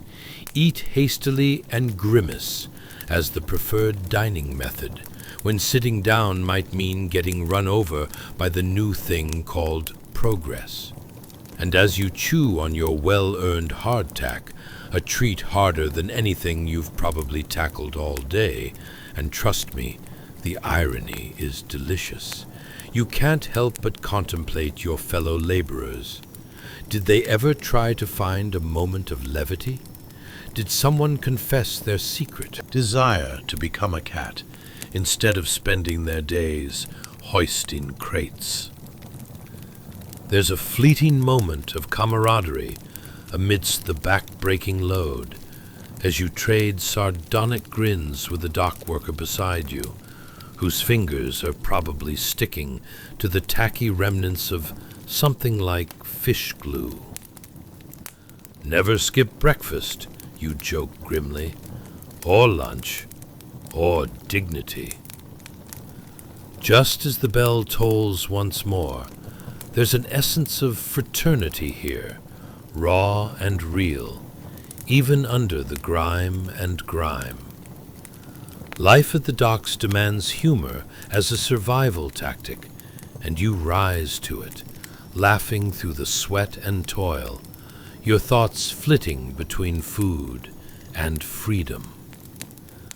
So as you navigate the chaos of the bustling docks this night, remember, each clang of the bell is merely a reminder that you are alive and kicking, albeit with a slight saltwater twist. May your dreams be filled with sunlight, fresh air, and an endless supply of sandwiches crafted by culinary geniuses. Or at least, not by those errant seagulls. Tomorrow, who knows what tangled twists of history will beckon. Stay tuned, because the world of mildly interesting antics is just getting started. Chapter 22, The St. Nicholas Spire and the High Art of Dodging Industrial Misery. Hey guys, tonight we're going to gaze upon something more magnificent than an Instagram influencer's filtered vacation photos. The St. Nicholas church spire standing sentinel over the industrial landscape of 1830. Imagine it towering above the clamor of a city in the throes of revolution, a fashionable gray battered by the elements and the passing of time, not unlike your favorite pair of sneakers that really ought to be retired. But before we dip our toes into this historical foam, don't forget to like and subscribe. Think of it as tossing a penny into the wishing well of content creation, a generous act that might just keep this virtual vessel from sinking into the abyss of forgotten channels. Of course, only if you're truly enjoying the ride. Now, dim those lights like you're trying to sneak in a midnight snack without alerting the family dog. We're about to embark on a journey to a world filled with smoke, sweat, and more grit than your aunt's legendary fruitcake. But ask yourself, if you were a citizen of this bustling 1830s industrial slum, how many times would you need to duck under a falling brick before giving up on your dreams of home ownership? Congratulations! You've just woken up in a grimy nook of a burgeoning metropolis, where the spire of St. Nicholas looms over you like a judgmental parent. Its golden weathercock gleams defiantly against the backdrop of persistent smog and the dreadful harmonies of industry. A chorus of clanging metal, hissing steam, and the unmistakable scent of something truly foul. The poor church, bless its heart, has witnessed the transformation from peaceful village to bustling behemoth, probably wondering if it should have taken up yoga to cope with the chaos. As you stretch your limbs, a process that feels more akin to untangling a particularly stubborn knot in a piece of string, you can't help but notice how the sun tries to break through the thick blanket of smoke, creating a light show that's more of a meh than a dramatic entrance. The streets are alive with a cacophony that would put most modern-day music festivals to shame, alcohol-induced excitement not included. Just outside your window, you hear a horse-drawn cart that seems to have its own gravitational pull, not so much moving as it is slowly dragging itself through the muck and mire. Ever tried to change your plans when you're literally stuck in the mud? It's like trying to get out of a Netflix binge flat tire scenario. Around you, men and women toil harder than a barista during morning rush hour, their faces smudged with soot and determination. The fashion forward here consists of tattered, worn clothes that smell like a fresh bakery, if that bakery was on fire and filled with hay. The townsfolk walk with an urgency that seems rooted in avoiding fate, slipping on banana peels, stepping in unspecified substances that should be left alone, and dodging the occasional falling cauldron. And oh, the smell!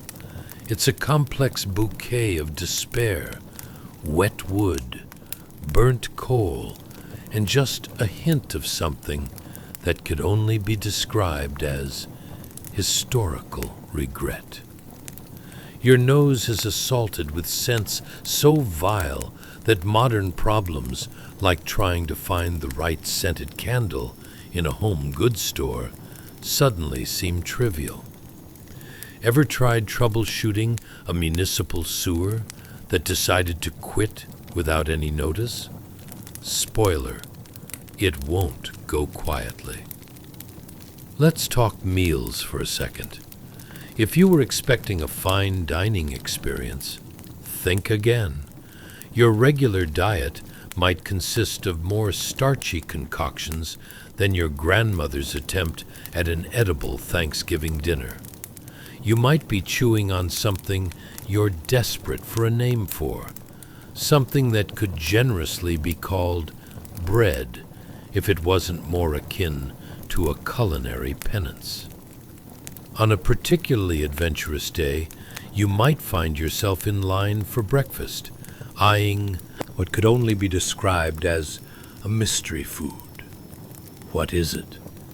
You can only hope you'll wake up to the good stuff tomorrow. Did anyone say hazard pay? Try breakfast pay. Round 1. Surviving another day in a living history museum of exertion. But this isn't just about surviving, it's about thriving amidst chaos. Surrounded by the clamor of industry, some ingenious locals have figured out how to create a form of entertainment. How to avoid getting smushed by a rogue crane. Representing the Best of Luck Committee, you strategize your movements like a game of chess. One wrong step and you're toast. Or worse, instant urban legend material. Waking up to find an engraving of your unfortunate end on a fish market's wall, here lies an idiot who thought he could outrun reality. As you pause to catch your breath, A flock of pigeons takes flight, adding some unintentional drama to your morning. Their wings beat against the air, reminding you that Nature, too, has issues with the industrial pace of life. You can almost hear them having a group therapy session. I'm just trying to find a crumb here, guys, and it's particularly tough around these smokestacks. But let's get real about the stellar view of St. Nicholas. Armed with the rich history of an eavesdropper at family dinner time, the spire watches you all through its proud weathercock that spins to symbolize fortune blowing in whatever direction it pleases. The stone is leeching time, standing there while keeping a perpetual count of mere mortals below who go about their business like extras in a poorly scripted performance. As you conclude this slice of life in 1830s industrial Europe, take comfort in knowing that even amidst grime and chaos, the laughter of your fellow workers bounces off the bricked walls. Life may be an unfunny comedy that occasionally feels scripted, but you've got the spire as a steadfast reminder that history is here to tick away, reminding us to keep our heads up, dodge the falls, and hope for a cleaner tomorrow.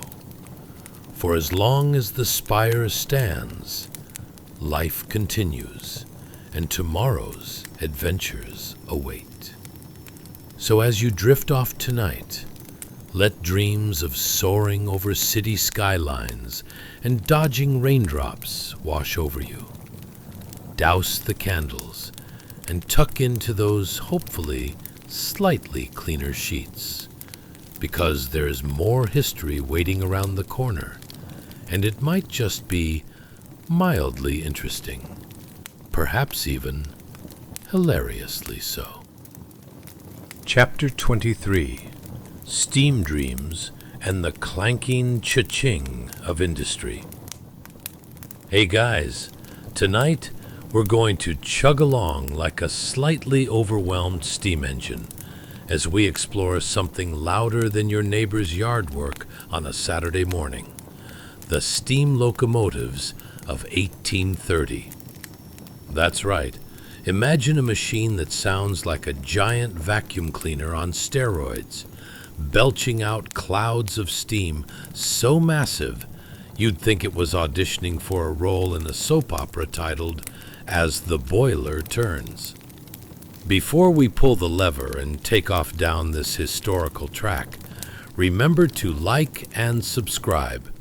Think of it as your way of saying, hey, I enjoy mildly interesting history and the occasional ridiculous metaphor.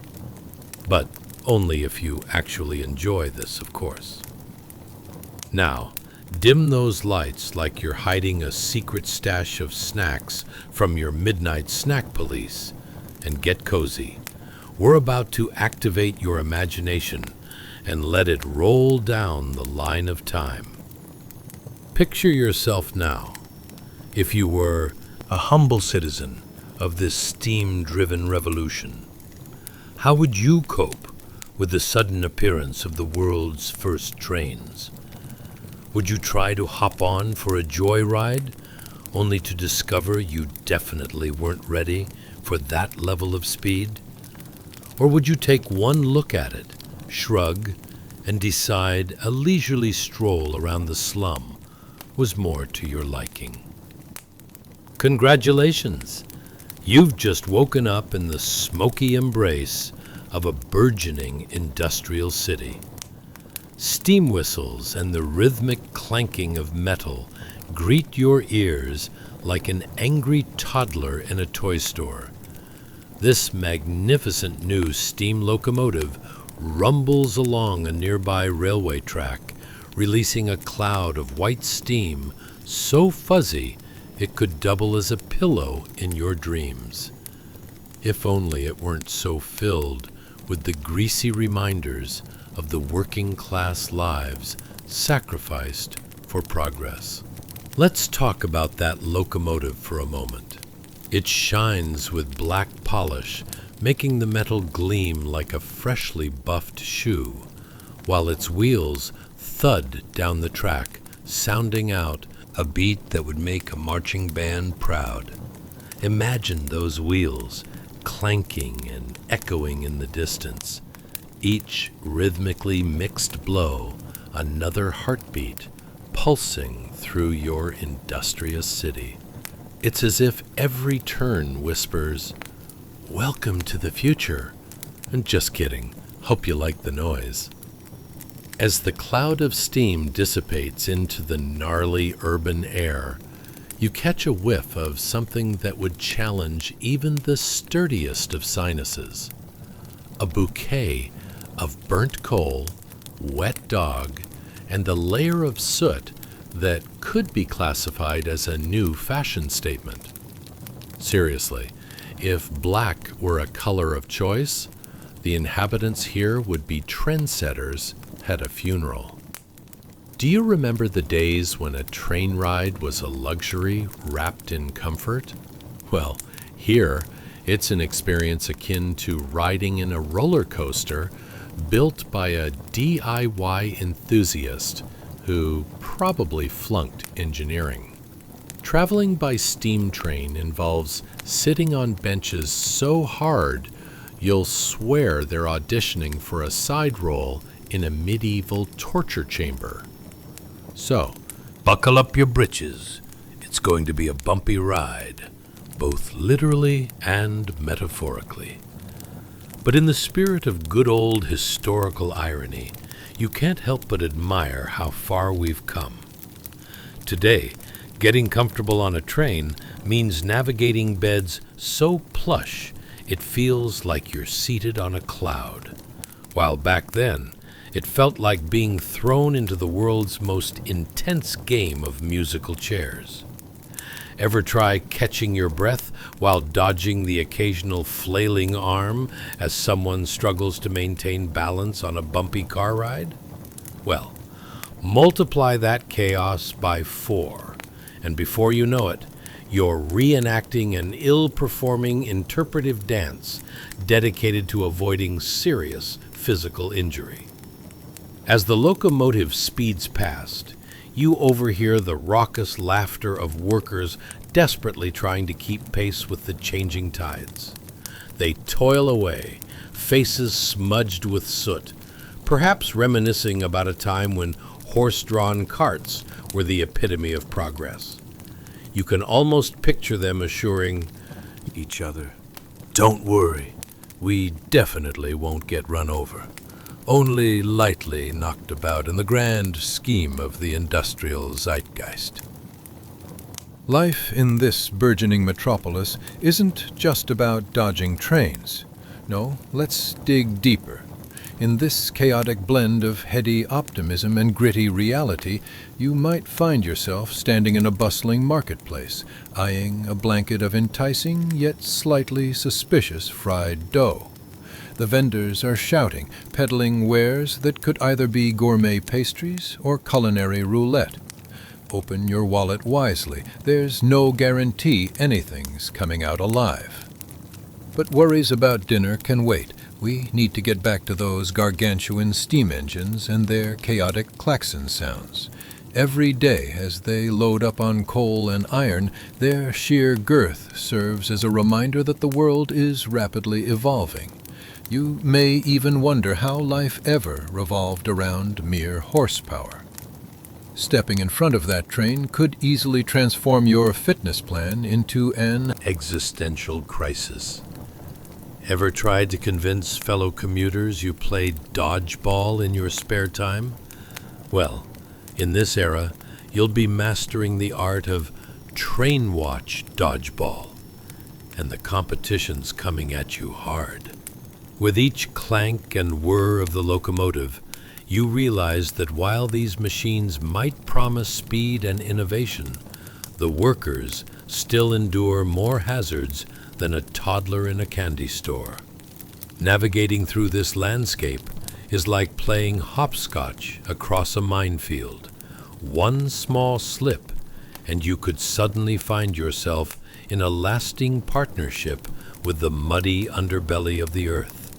But amidst the rising smoke, the laughter of progress rings true. Locomotives might be the new stars of your life's variety show, and rather than fearing the chaos, maybe it's time to dance along to this peculiar new rhythm.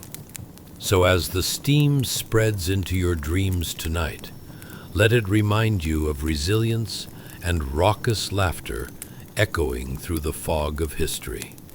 Because life's a tough ride, sometimes requiring the grit to laugh at your own misadventures, especially when you wake up the next morning in the industrial fog, dodging dreams and train whistles alike. Sleep well, dear traveler, for the tracks are laid, and tomorrow is a new day, filled with mildly more interesting history just waiting to be explored.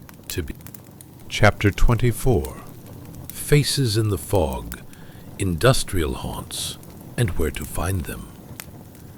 Hey guys, tonight we're diving into a world more cramped than your cousin's second-best metaverse experience. A foggy evening in an 1830 industrial slum. Imagine a place where the air is so thick you could probably cut it with a butter knife.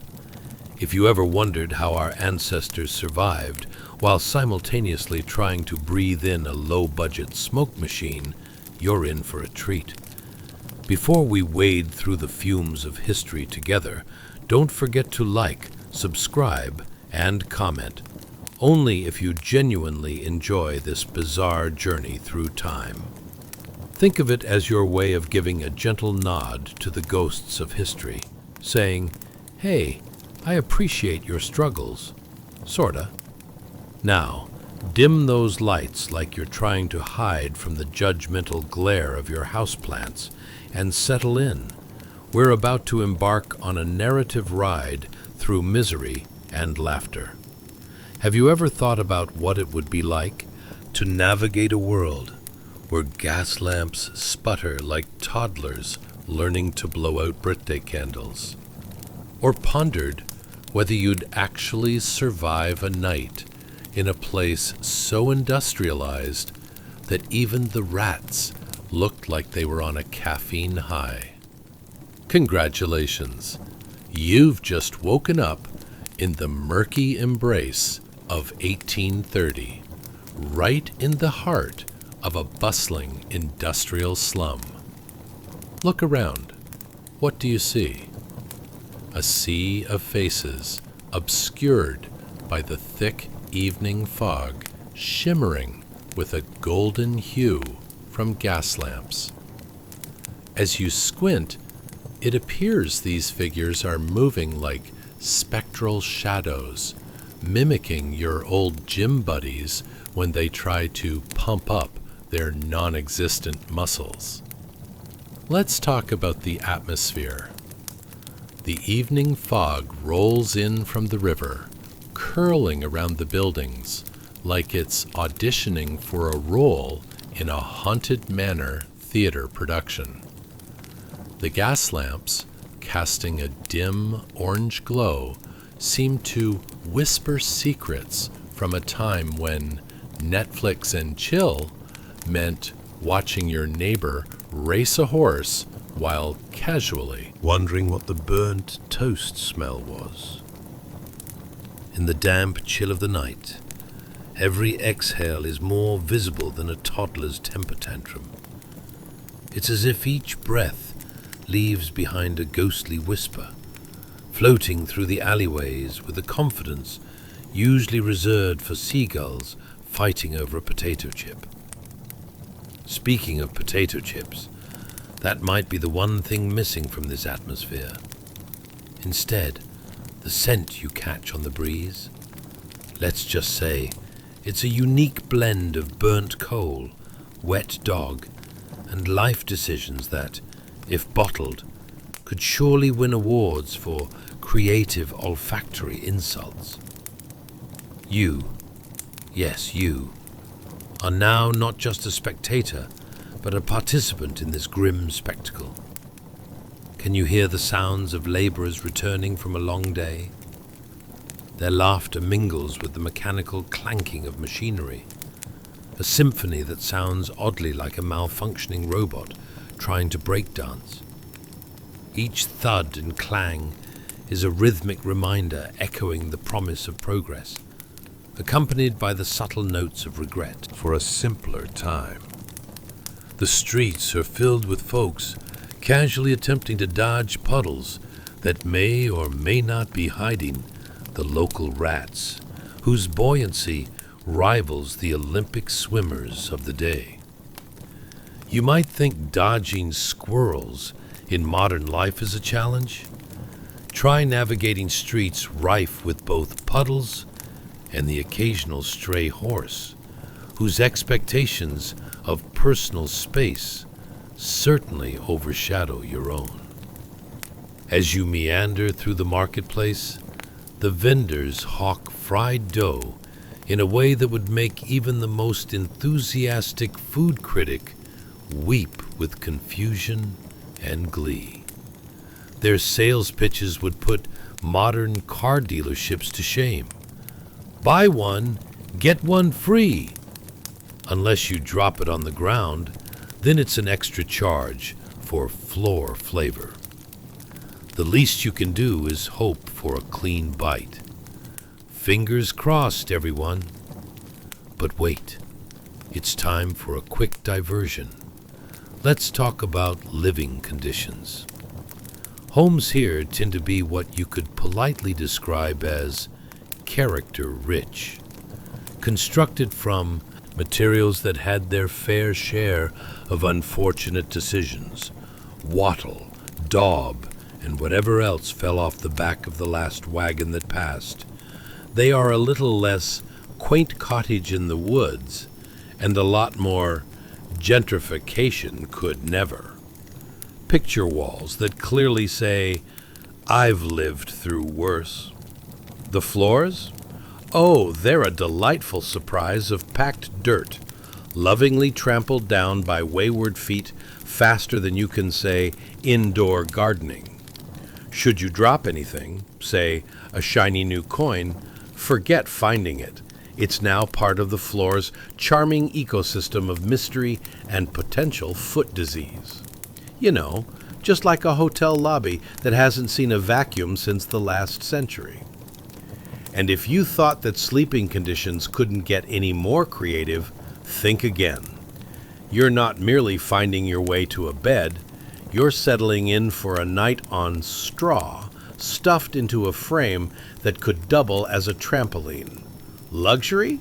Never heard of it. If you happen to wake up with a ferret nestled against your leg, congratulations. It may have simply claimed your prime sleeping real estate. As you lay your head down, the night air thickens with sounds that feel like eerie lullabies. Creaky floors, subdued whispers, and the occasional sputter of a gas lamp fading into an unwelcome darkness. But perhaps it's oddly comforting, much like your fear of calling your last ex to discuss why you should get back together. So you see, dear dreamer, this realm of industrial struggle seems quite ridiculous at first glance. Yet, somewhere beneath the clutter of soot and sweat, there is humor. Lean into the oddities and embrace the chaos, for even the industrial fog has stories to tell. Sleep tight, for tomorrow holds the promise of more mildly interesting history, lyricized in the refreshing scent of coal and absurdity. Don't forget to avoid those ferrets, no matter how tempting they look, okay? Tempting they look. Chapter 25. Slumbering on Straw. A Night in an Industrial Cellar. Hey guys, are you ready to embark on a journey more restful than that time you finally fell asleep during a boring Zoom meeting? Tonight, We're curling up inside an 1830 industrial slum, where dreams are as scarce as a cup of coffee in a peasantry meeting, and where the concept of rest comes bundled with a complimentary toe stubbing. If you've ever fancied a solid night's sleep interrupted by the sweet serenade of dripping water and the occasional rat scuttling by, then grab that tattered blanket and settle in.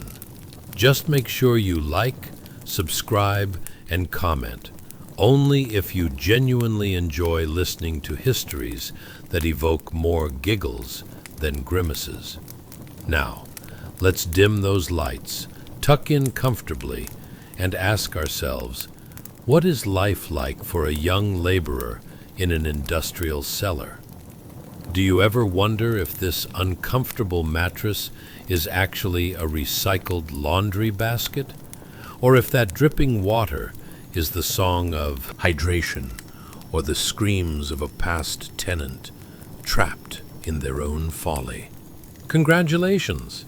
You've just woken up in 1830, and your new home for the night is nothing short of existential horror, with a dash of comical absurdity. In this dark, cramped cellar, the air is thick enough to chew on, and every inhale feels like a gamble against whatever might be growing in the corner.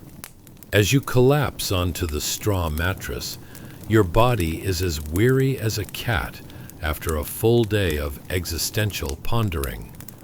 Limbs feeling like lead weights, you pull that tattered blanket over your shoulders. The softest fabric is reminiscent of the neighbor's kitten, which may or may not have pooped on it once. In this dim chamber, the sound of dripping water creates a lullaby that's oddly comforting in its predictability. Perhaps it's the universe's form of ASMR, designed to help you forget you're on the brink of a severe respiratory infection.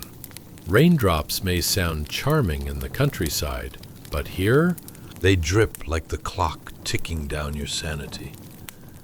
And the smell.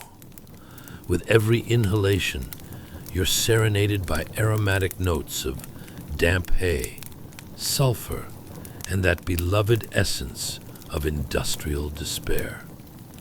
It's a bouquet more enticing than a bouquet of wilted flowers, and about as energizing as stale bread.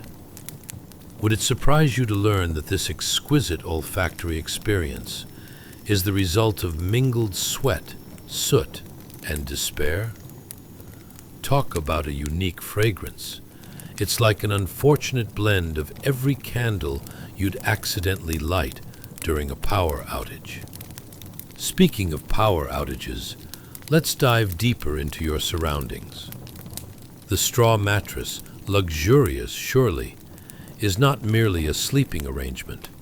It's more like an invitation to embrace a host of tiny, yet-to-be-identified creatures who are more than happy to share this space with you. It's like a sleepover with eager new friends, minus the popcorn and fun. You'll find that each breath is layered with whispers of past inhabitants, snoring echoes, and the occasional rustle of a rat looking for last night's dinner.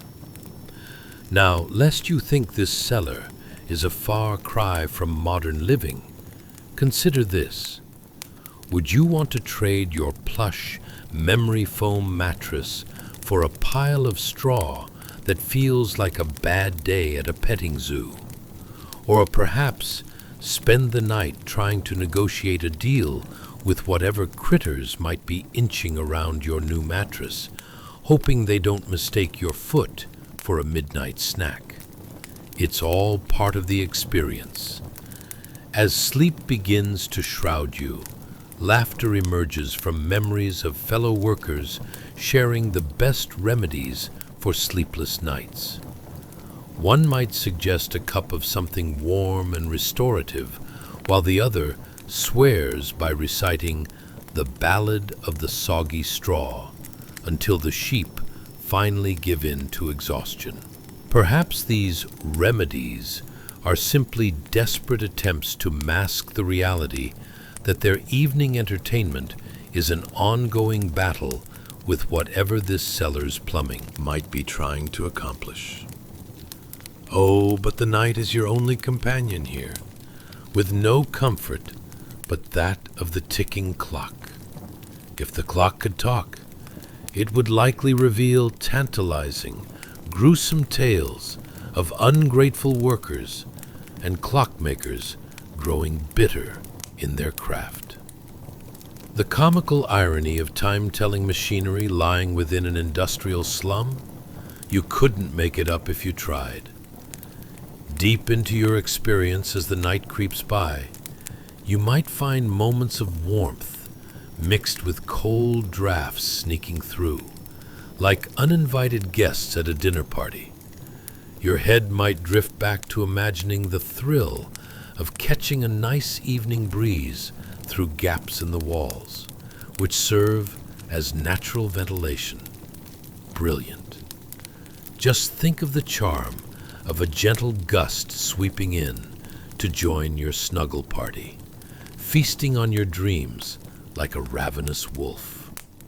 Eventually, you surrender to the rhythm of this peculiar night, a symphony of cold laughter and those charming belches of the workers above sounding off, like an industrial orchestra struggling to find its pitch.